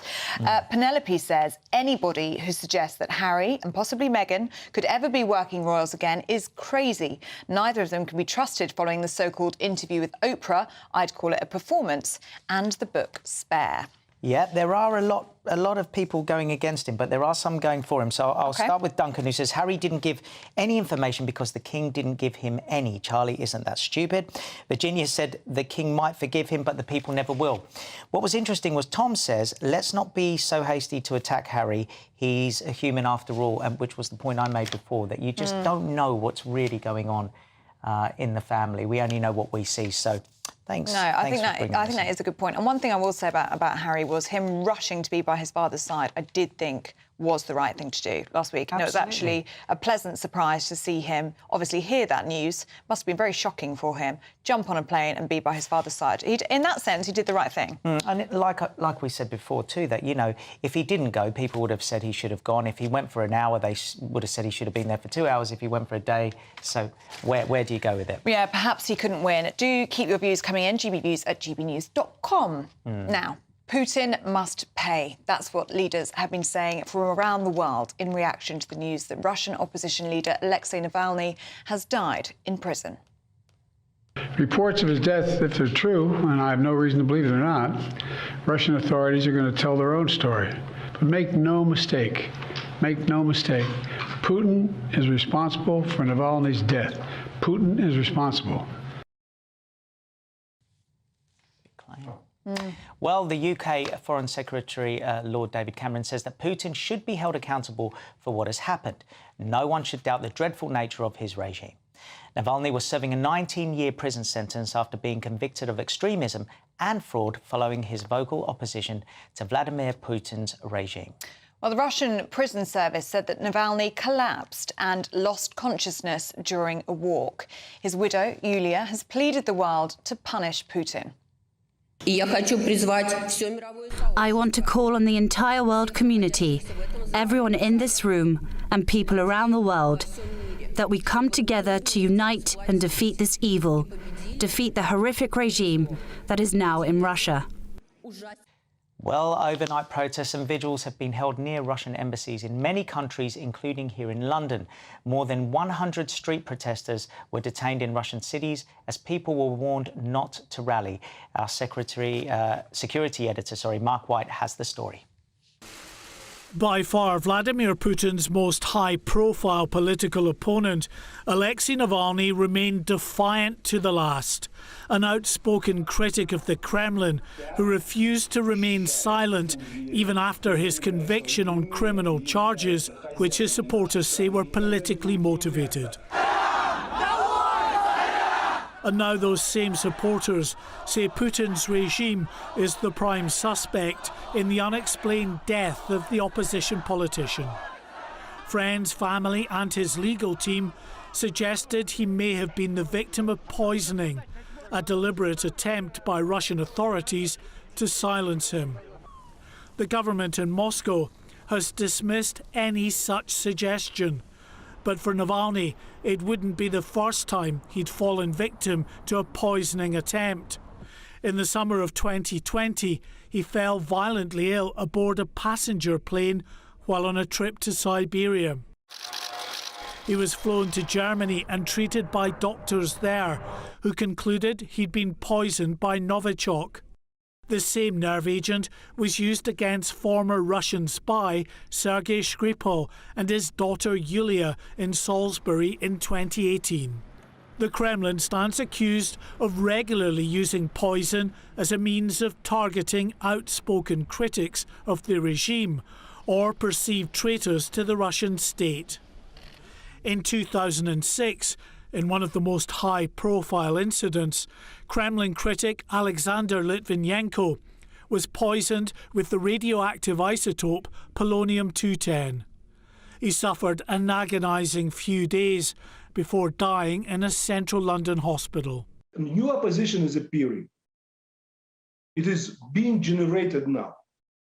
And Navalny played an important role in it. But at the same time, this opposition requires new ideology. The death of Alexei Navalny means Vladimir Putin now rules virtually unchallenged. Many of the critical voices who once spoke out against the Russian leader, now jailed, forced into exile, or like Navalny, are dead. By the time he launched his full-scale invasion of Ukraine, many opponents who once tried to hold the Putin government to account have been silenced. There is widespread and understandable concern at the news of Alexei Navalny's death. But getting proper answers about the cause of death will be next to impossible. Like so many similar incidents in the past, the Kremlin will simply insist any allegations of foul play are far-fetched. Mark White, GB News.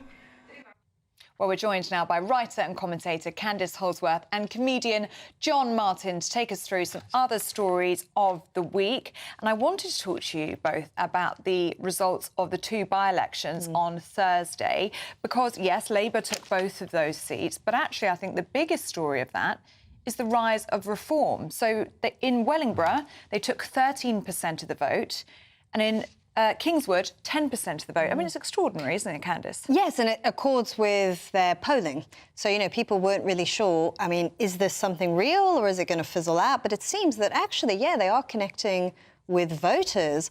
I think the only issue is, though, in our electoral system with first past the post, yes, they can make an impact, but will they actually get any seats? Because you have to have very concentrated support like the Lib Dems do to get any seats in Parliament. And I think the only way that they could, actually get representation in Parliament would be reform of the electoral system with proportional representation.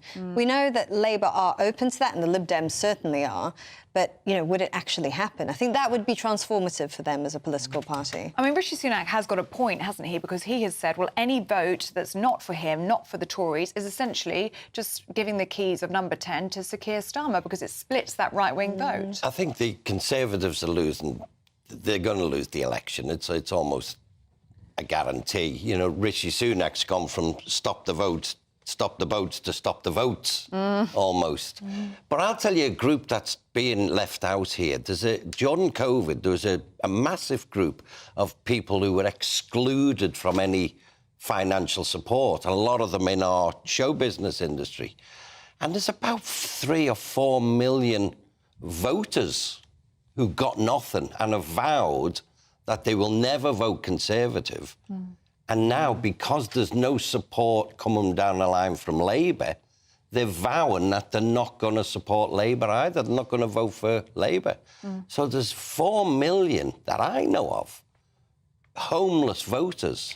And they've got to go somewhere. And that's an interesting point, because the turnout was quite low in these by-elections. 37-38%. Yes, I mean, it was half. But it generally is, though, isn't it? But it was half of what it was in 2019. So you can see people were motivated to vote in 2019, whereas now there's a lot more apathy setting in. And it's not necessarily because people are satisfied with the status quo. I think it's the opposite. I think it's because people are really dissatisfied with the status quo and don't like either of the political parties. I think there's also an anger as well out there. There's an anger amongst voters. As I say, this is excluded group, forgotten limited, and all these pressure groups.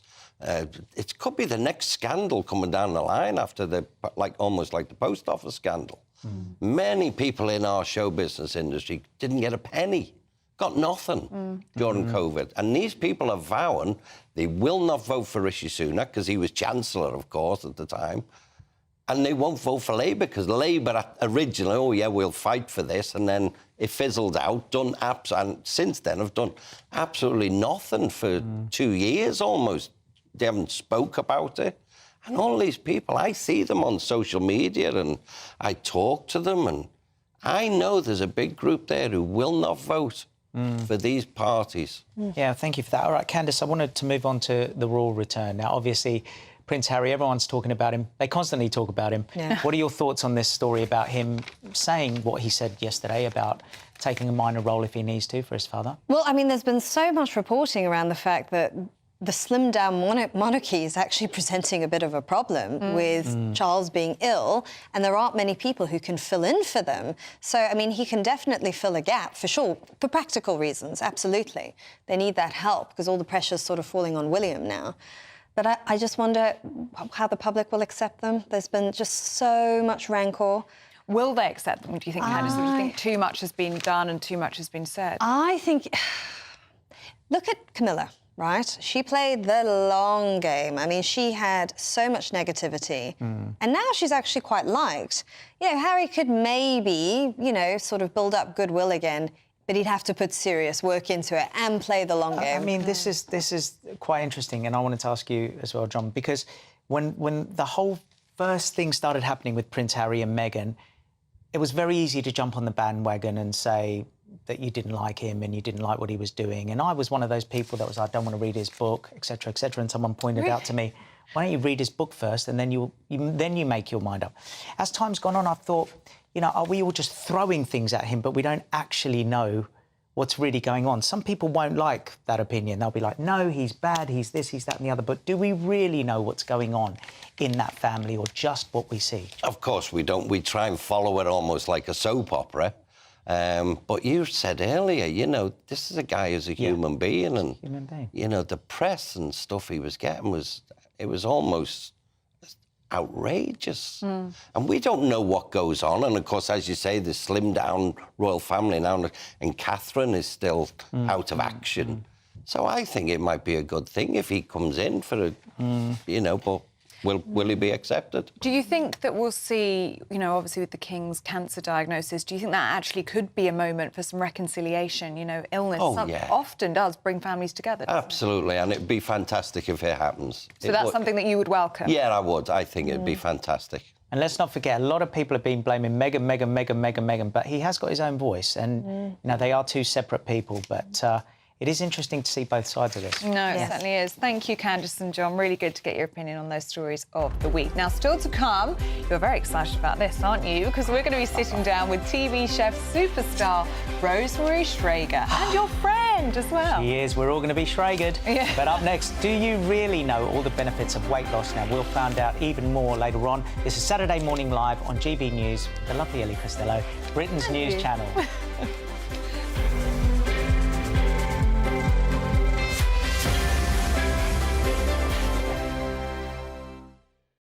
Every Sunday from 11, join Michael Portillo. There will be topical discussion, looking at the week before and the week to come. So kick back and relax at 11 a.m. on Sundays on GB News with me, Michael Portillo. GB News, the People's Channel, Britain's news channel.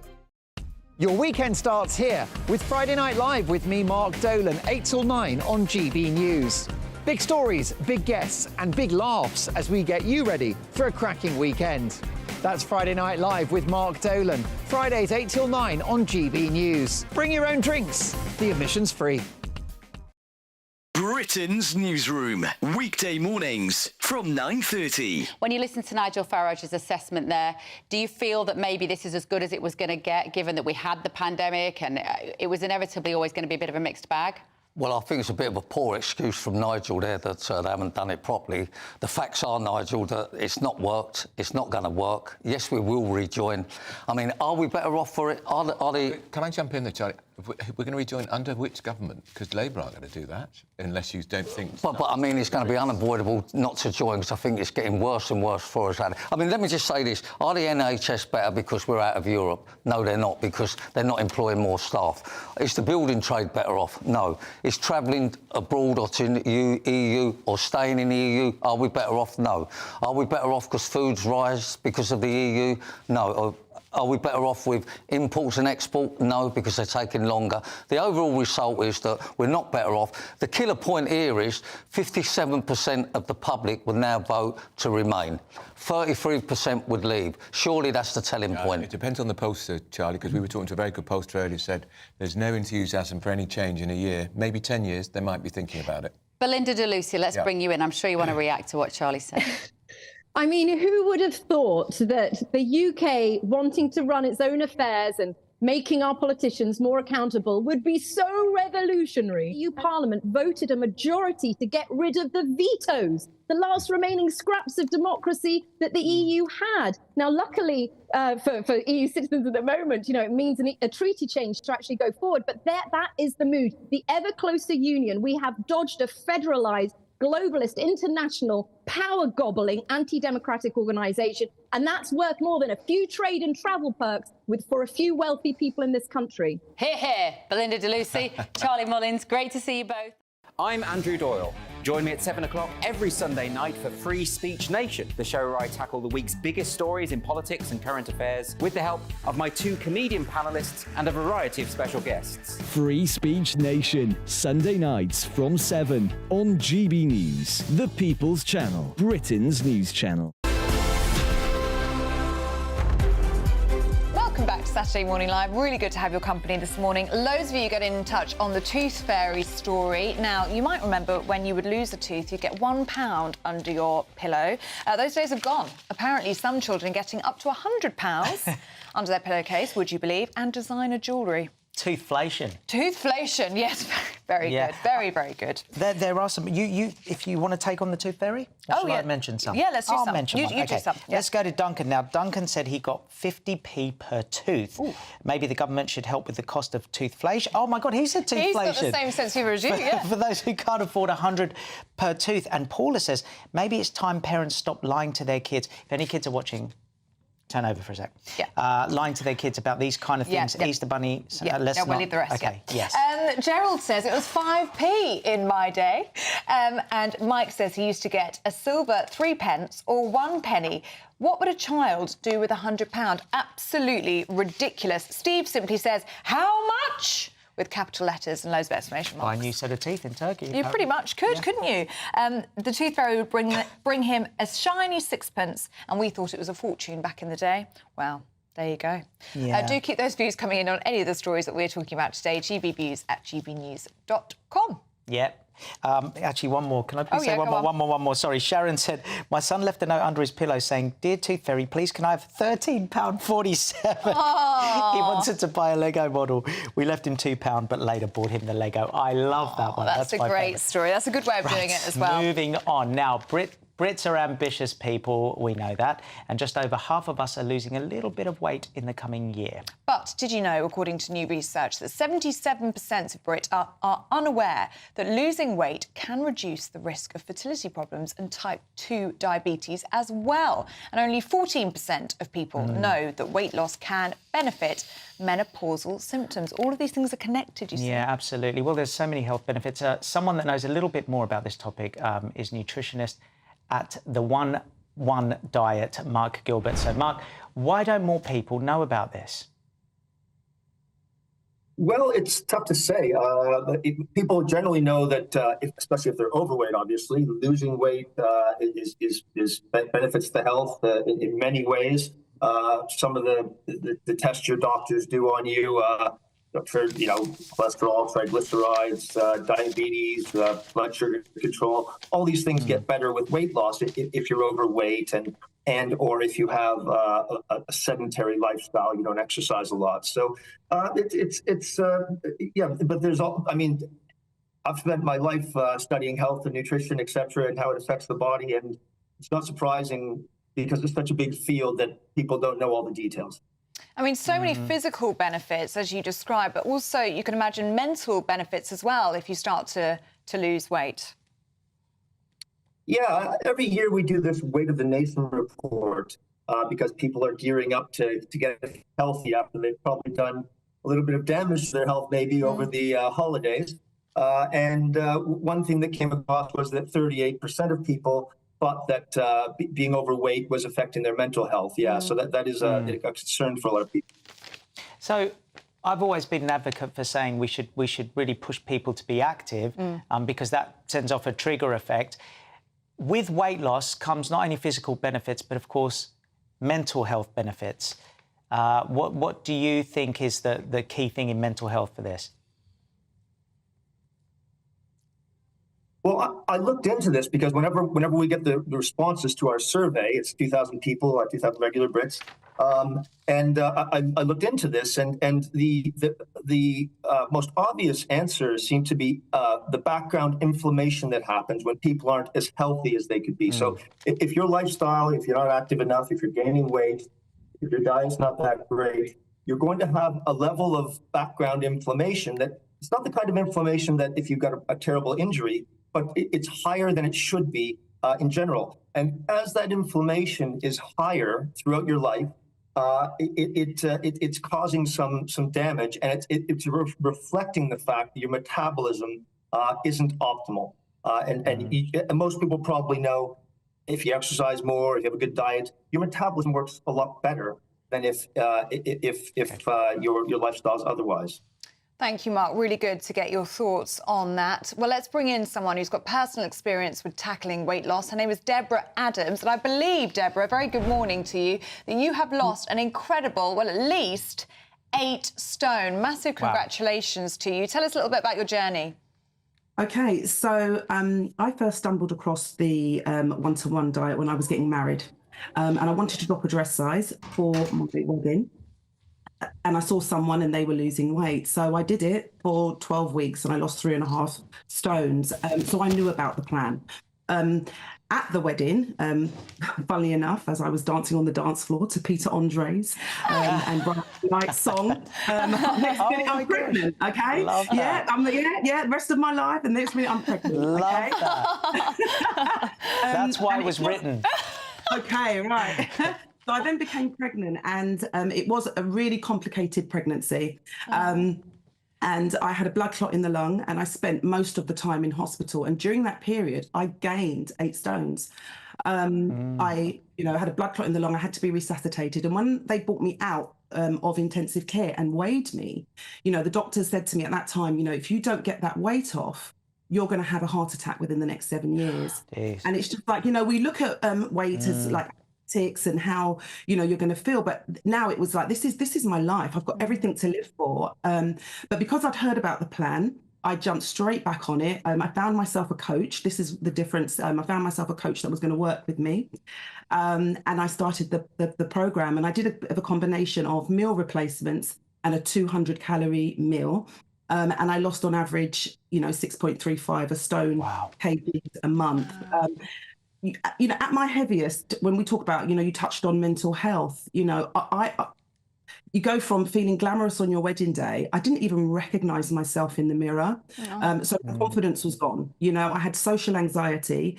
People want to come, they want to take pictures of the baby. I don't have any photos with my son whatsoever because, I just felt like my clothes didn't fit. My wedding ring didn't fit. So I just knew that, I had a very big why. I needed help and support, which is what I got. My life has completely changed to the point where, not only did I lose that weight, but I actually became a consultant myself and now help and support people to do exactly the same. Can you just explain what the one-to-one diet is just for people who don't know? Okay, so there are several steps. We have meal replacements. So you've got your soups, you've got your porridges, you've got your shakes. Within the, and you've got like some pasta dishes.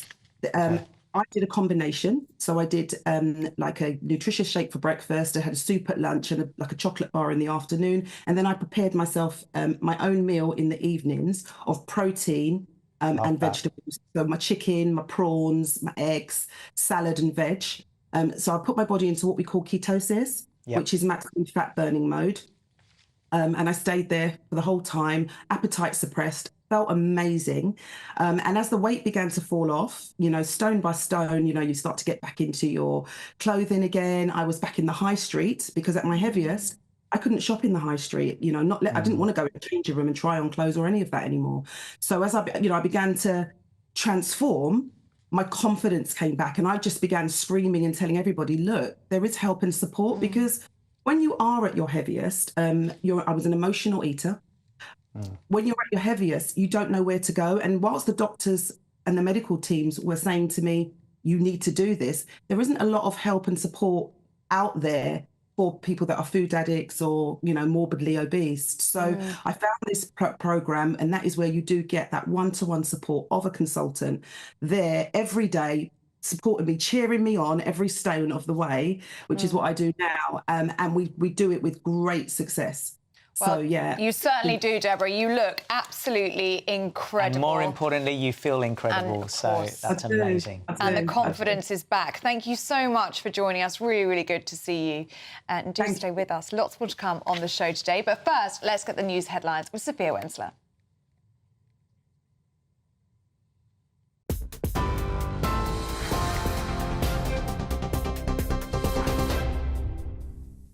Thanks, Ellie. It's 11:32. I'm Sophia Wensler in the GB newsroom. Your headlines. Foreign ministers from the G7 have held a minute's silence in Munich for Alexei Navalny after a spokesperson confirmed his death in prison. It comes as Lord Cameron warned of consequences for Russia this morning as vigils and protests were held across the world in support of Vladimir Putin's most vocal critic. Crowds gathered outside the Russian embassy in London, laying tributes and demanding the Russian president be held accountable for his death. The Foreign Office summoned Russian diplomats last night, though the ambassador was reportedly too ill to attend, with a deputy sent instead. Those gathered at the Munich Security Conference voiced their fury, with officials from the US, EU and NATO laying the blame on Putin. Ukrainian President Volodymyr Zelensky told the conference that the Russian leader is a thug who must be stopped. After the murder of Alexei Navalny, it's absurd to perceive Putin as a supposedly legitimate head of a Russian state.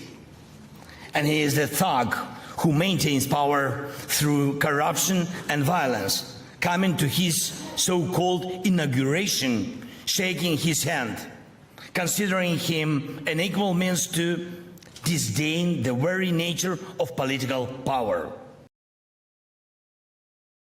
And the reaction across Russian-controlled media to Alexei Navalny's death has been minimal, with scant detail and little context about who he was.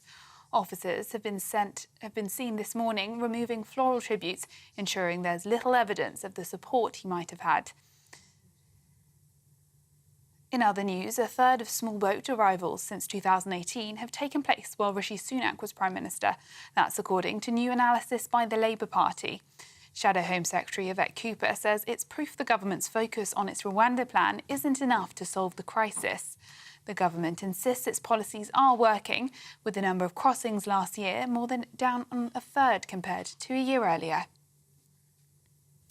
And for the latest story, sign up to GB News Alerts by scanning the QR code on your screen or go to gbnews.com/alerts.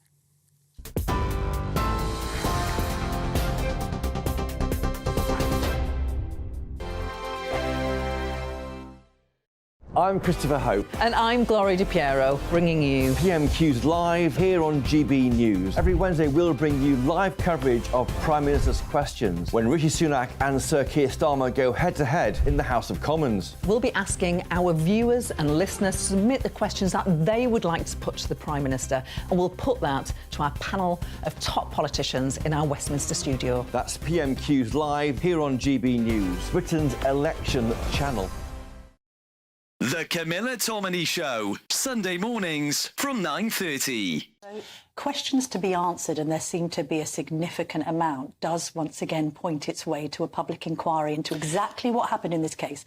Starmer's called for that. Would you call for that too? I certainly think that first of all, there's one thing that's happening now. The NHS have to order an independent inquiry. That's been done. So they've got to look at all the whys and wherefores of what happened with this man. If it appears that we're not getting sufficient depth and breadth to this, then I think having an inquiry with all the powers that brings would be extremely advantageous. What I don't want is some long-winded inquiry that will take years, by which time other people will have been put at risk and maybe other lives have lost. We know what the problems are here, Camilla. Law's been passed on this. This is all about making sure on the ground we implement the highest degree of monitoring in order to ensure the safety of the public. Has care in the community failed? I mean, it seems oxymoronic to say that it's care in the community in this case. We know that the number of psychiatric care beds has been slashed from 52,000 back in 2001 to 24,000 now.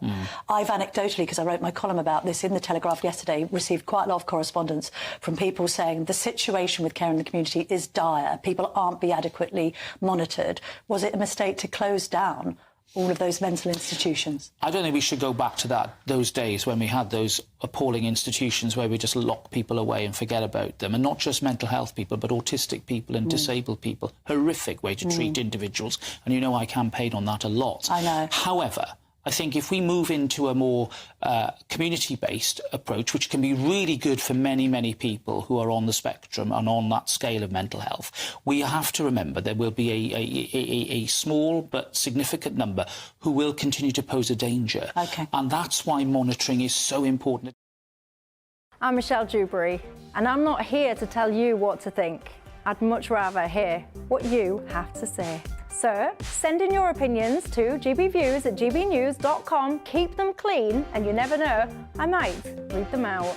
With my panel here on Jubes & Co, we debate, we get stuck into the issues of the day on a show where all views are welcome, especially yours. GB News, the People's Channel, Britain's news channel.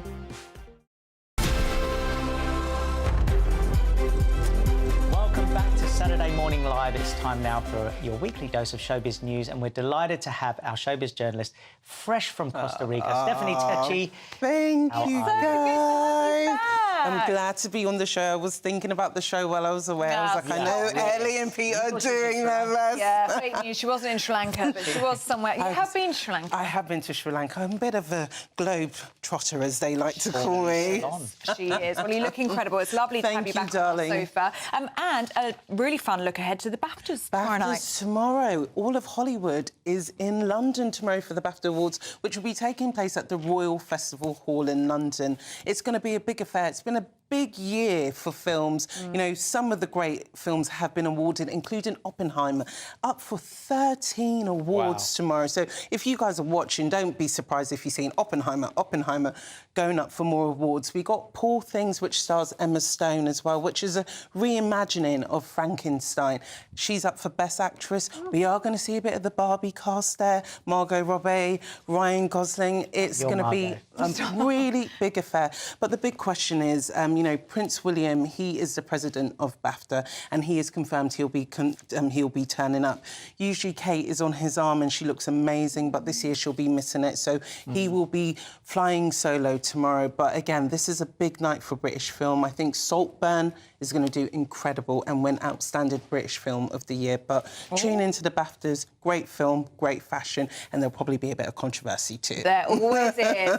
Now, let's have a look at the Beach Boys. Yeah. It's really sad news. Brian Wilson, his family are seeking a conservatorship about his health issues. Yeah, conservatorship is quite a very delicate and very controversial topic because getting your head around it, different people apply for it for different reasons. Brian Wilson, one of the amazing songwriters, performers of this generation from the Beach Boys, but his family have now applied for conservatorship because he has dementia. And unfortunately, his wife died at the beginning of January and she was looking after him. So he's now having to look for that care and people have to step in. So why do they step in? Because they feel someone's deemed unmentally fit to look after themselves when it comes to finances, clothing themselves, just the stuff, you know. It is everything, isn't it, a conservatorship? That's why it's a little bit controversial. It's not just, you know, in charge of someone's legal issues. It's everything about their life. All your decisions. Like we saw it with Britney. For 13 years, she was under her father's conservatorships. And she used to say she couldn't do things like drive a car or even, you know, stuff like birth control. It's that personal and it's that delicate. So it's quite sad to see him going through this. And I know the Beach Boys still have fans all over the world. So their songs are timeless. What a legend. They are. And now that you're back from Costa Rica, I haven't seen you since the Super Bowl. I really wanted to talk about this. Usher's performance in half-time. Can we talk about that? Because that was like 13 minutes of pure magic. He sung live, he danced. He was incredible. He brought it all out. You know, for months, Usher's been talking about this, and there was a lot of pressure because when it comes to Usher, R&B, like, he has his set fan base, but mainstream and globally, knowing that the whole world is watching, that's a lot of pressure right there. And there's a lot of singers, Pete, who do the halftime thing, and they might mime. Usher was singing, he was dancing, and he showed how much of a talent he is, and he did bring out all of the works, including Alicia Keys. Yeah, and Alicia Keys, you know, OK, so she does the first note and it's a little bit... Everyone knows Alicia Keys is an incredible singer. You're on a world stage. You are not... You are human. There's going to be times when you just... See, I just think, how can people give her any grief? She was brilliant. Her husband, Swiss Beats, was forced to defend her and came out on Instagram and said, we don't do negativity here, because you can imagine, Pete, as a singer, if someone's slating your performance, which the whole world has been seeing, it's quite hurtful, and you need to be really thick-skinned to kind of, you know, shut out the voice of your critics. But again, if they were miming, people would have said, well, they were miming, and, you know, so you can't win. You know what, as audiences, we can be really hard to please, you know. We either love or hate, but the thing is, you have to sometimes think about the bravery of an artist getting up on stage and performing, and I think it will go down in history. I'm already thinking, who's going to be next? Who's going to be performed next? I would love to go. It's such a great event. Oh, I don't know about Chris Brown. That's a bit too controversial. Taylor hasn't done a half-time show. No, she hasn't. Well, now that would be great. I don't know if she's going to happen now. Just went straight out the window as soon as I said Chris Brown. That's Thank you, Stephanie. Thank you guys for having me on. And welcome back. Thank you very much. Now, do stay with us. Still to come, we're going to be joined in the studio by national treasure, the TV chef superstar, your best friend, the one and only Rosemary Schrager. This is Saturday Morning Live on GB News, Britain's News Channel. Yeah, ready to be Schragered.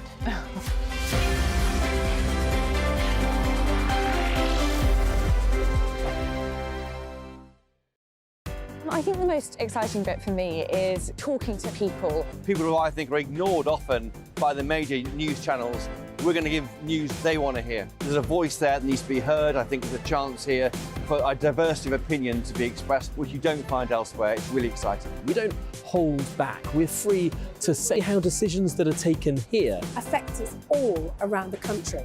Only on GB News, the People's Channel, Britain's news channel. Good afternoon, Britain. Weekdays from midday. Elon Musk has announced that the first patients to receive a groundbreaking brain implant from Neuralink is recovering well. This is all a bit odd. The product, called telepathy, uses a robot to surgically place a computer chip in a region of the brain that controls movement. Yes, Elon Musk says that the first goal is to enable people to control a phone or a computer just by thinking. He says that initial tests show promising signs of brain activity, meaning that patients with paralysis could one day overcome their conditions. Not sure about this one. Joining us to discuss this breakthrough is applied futurist Tom Cheesewright. Tom, this sounds, well, slightly terrifying. I certainly think a lot of people will be thinking this is something out of a sci-fi horror rather than reality. But this is a technology that's been a long time coming. We've been developing direct brain-computer interfaces for a long time, mostly for the sort of therapeutic reasons that are the initial goal, at least, of Elon Musk's Neuralink, to allow people who are perhaps quadriplegic to have direct control via their brains of initially a smartphone and maybe ultimately artificial limbs or a wheelchair. It does seem fascinating how quickly this technology is moving on. I saw demonstrations perhaps a year or two ago of people playing a very simple Pong game just by thinking, moving sort of one line on a screen up and down. This seems like potentially there has been a breakthrough that means far more complex things can be controlled just by thinking. Well, there's lots of different aspects to this technology. The initial attempts to interface with the brain used actually quite thick prongs almost that went into the brain, and they were quite solid, and so if the brain moved, they could potentially cause damage. I'm Christopher Hope. And I'm Gloria Di Piero, bringing you PMQ's Live here on GB News. Every Wednesday, we'll bring you live coverage of Prime Minister's questions when Rishi Sunak and Sir Keir Starmer go head-to-head in the House of Commons. We'll be asking our viewers and listeners to submit the questions that they would like to put to the Prime Minister, and we'll put that to our panel of top politicians in our Westminster studio. That's PMQ's Live here on GB News, Britain's election channel. Welcome back to Saturday Morning Live. Thank you so much for all of your company this morning. We're talking about the tooth fairy this morning. Apparently children are getting up to £100, would you believe, under your pillow. We're going to get Rosemary Schrager's opinion on that. She did a very audible gasp there. She's clearly very shocked. We'll get your opinion on that in a second, Rosemary. Jackie in America says, my son lucked out with a $100 bill under his pillow. Lol. I had to laugh. His granddad was drunk whilst babysitting and thought he just put $10 under the pillow. Very good. That's of course, a good it was story. the tooth fairy that put the money Of up. course. Can we get this clear? Yes, Now that we're on, yes. Fake news, yes. Fake news, fake Very news. important. Fake news. And Peter says the tooth fairy used to give him 2.5 pennies in the 1950s. Oh, my mum's texted me as well. Let me just find the text from my mum. I think she said she got a shilling. I mean, Let me listen, just find honestly, out. you've got to think, even if you just put £2, you'd double it. There you go. What it used to be. She said we used to get an old sixpence for a 2, which was a tanner. I hope that's making sense to anybody at home. Love that. She got a tanner. It was very exciting and a lot of money to us, she says. There you go. Thanks, Mum. Glorious. Right, now it's time to... I'm so excited about this because she's one of Britain's national treasures. She's a TV chef superstar, author and all-round icon, and I've actually been in her bedroom. Now, we're going to talk about that in a second. Beginning her cookery career... Sorry to throw you under the bus. That's all right, Working don't for worry. Pierre Kaufman at La Tante. Is that... La Tante. Say that, right. She then went on to form numerous cookery schools. She then became the star of many TV series, such as Ladette to Lady, love that series, Rosemary, Queen of the Kitchen, and also starred in I'm a Celebrity, Get Me Out of Here, The Real Marigold Hotel, and Cooking with the Stars, to name just a few, alongside our very own. Yes. I was with her on that. I can't wait to talk about that. Now, the author of numerous best-selling cookery books, but most importantly, the lady who said I was one of her favourite cooking companions. You were. She had to, because I paid her £100 like the soup fairy. Rosemary Schrager. Hi, Rosemary. Oh, I'm so happy to be here. I cannot tell you. Rosemary. And you were the best. The first thing you said to me, thank you, I'm just going to act like that. Yeah. The first thing you said when you came in is like, am I allowed to be my usual self? Because you were worried that you had to be serious because it's GB News. We're like, listen, just have fun. Rosemary, we love you, obviously. Everyone loves you because not only you're an incredible chef, that's standard, and I learned that firsthand. Thank you.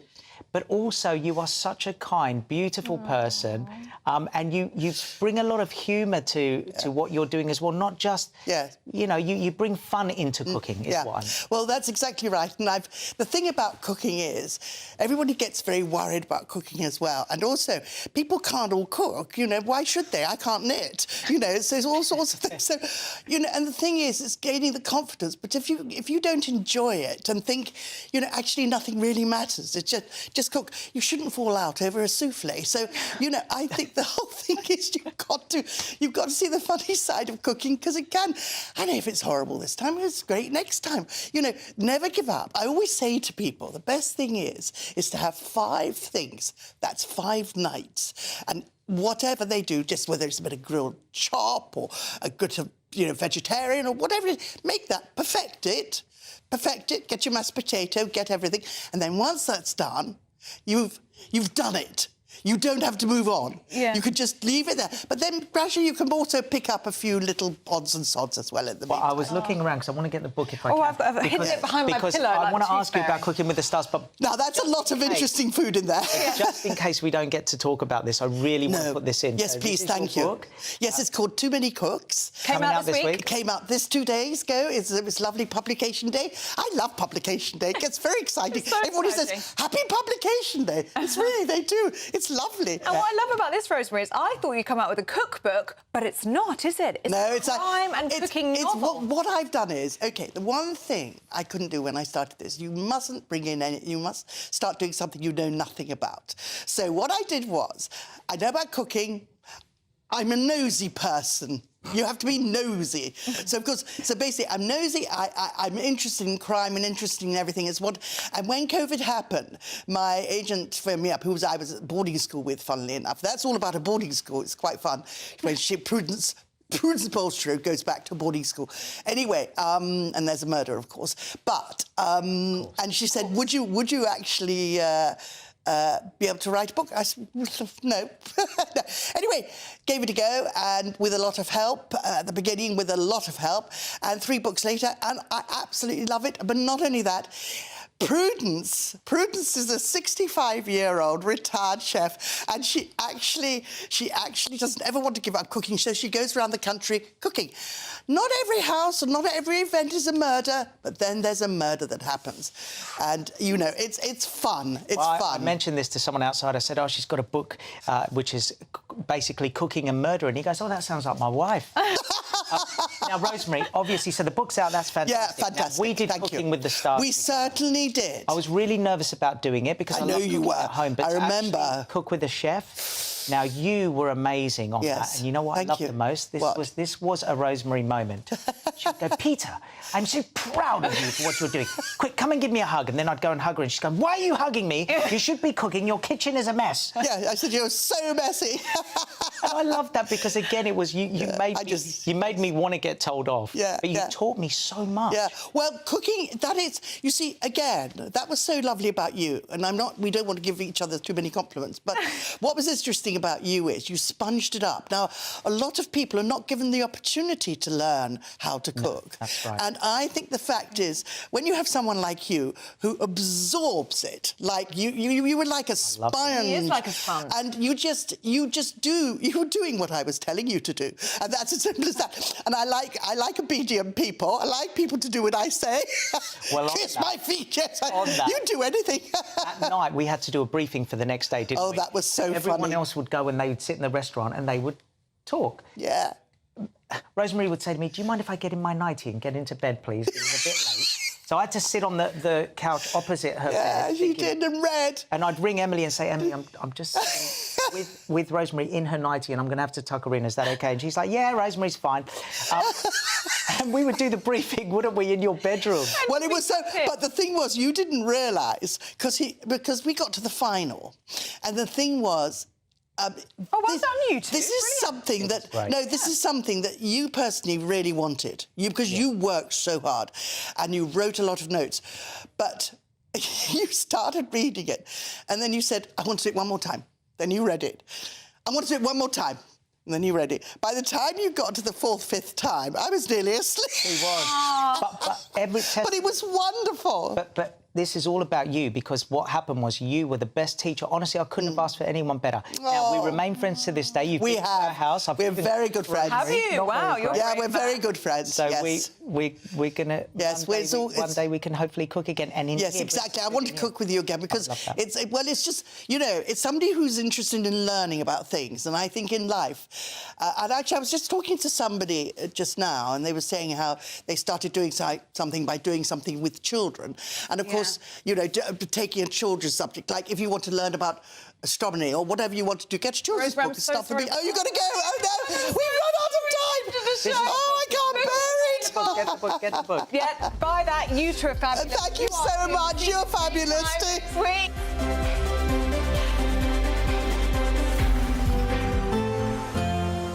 A brighter outlook with Box Solar, sponsors of weather on GB News.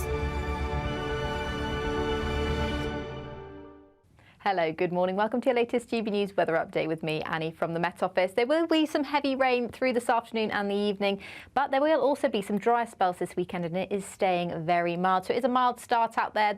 There is some mist and fog across eastern areas. That should lift and clear to leave some sunshine across eastern areas, particularly through today.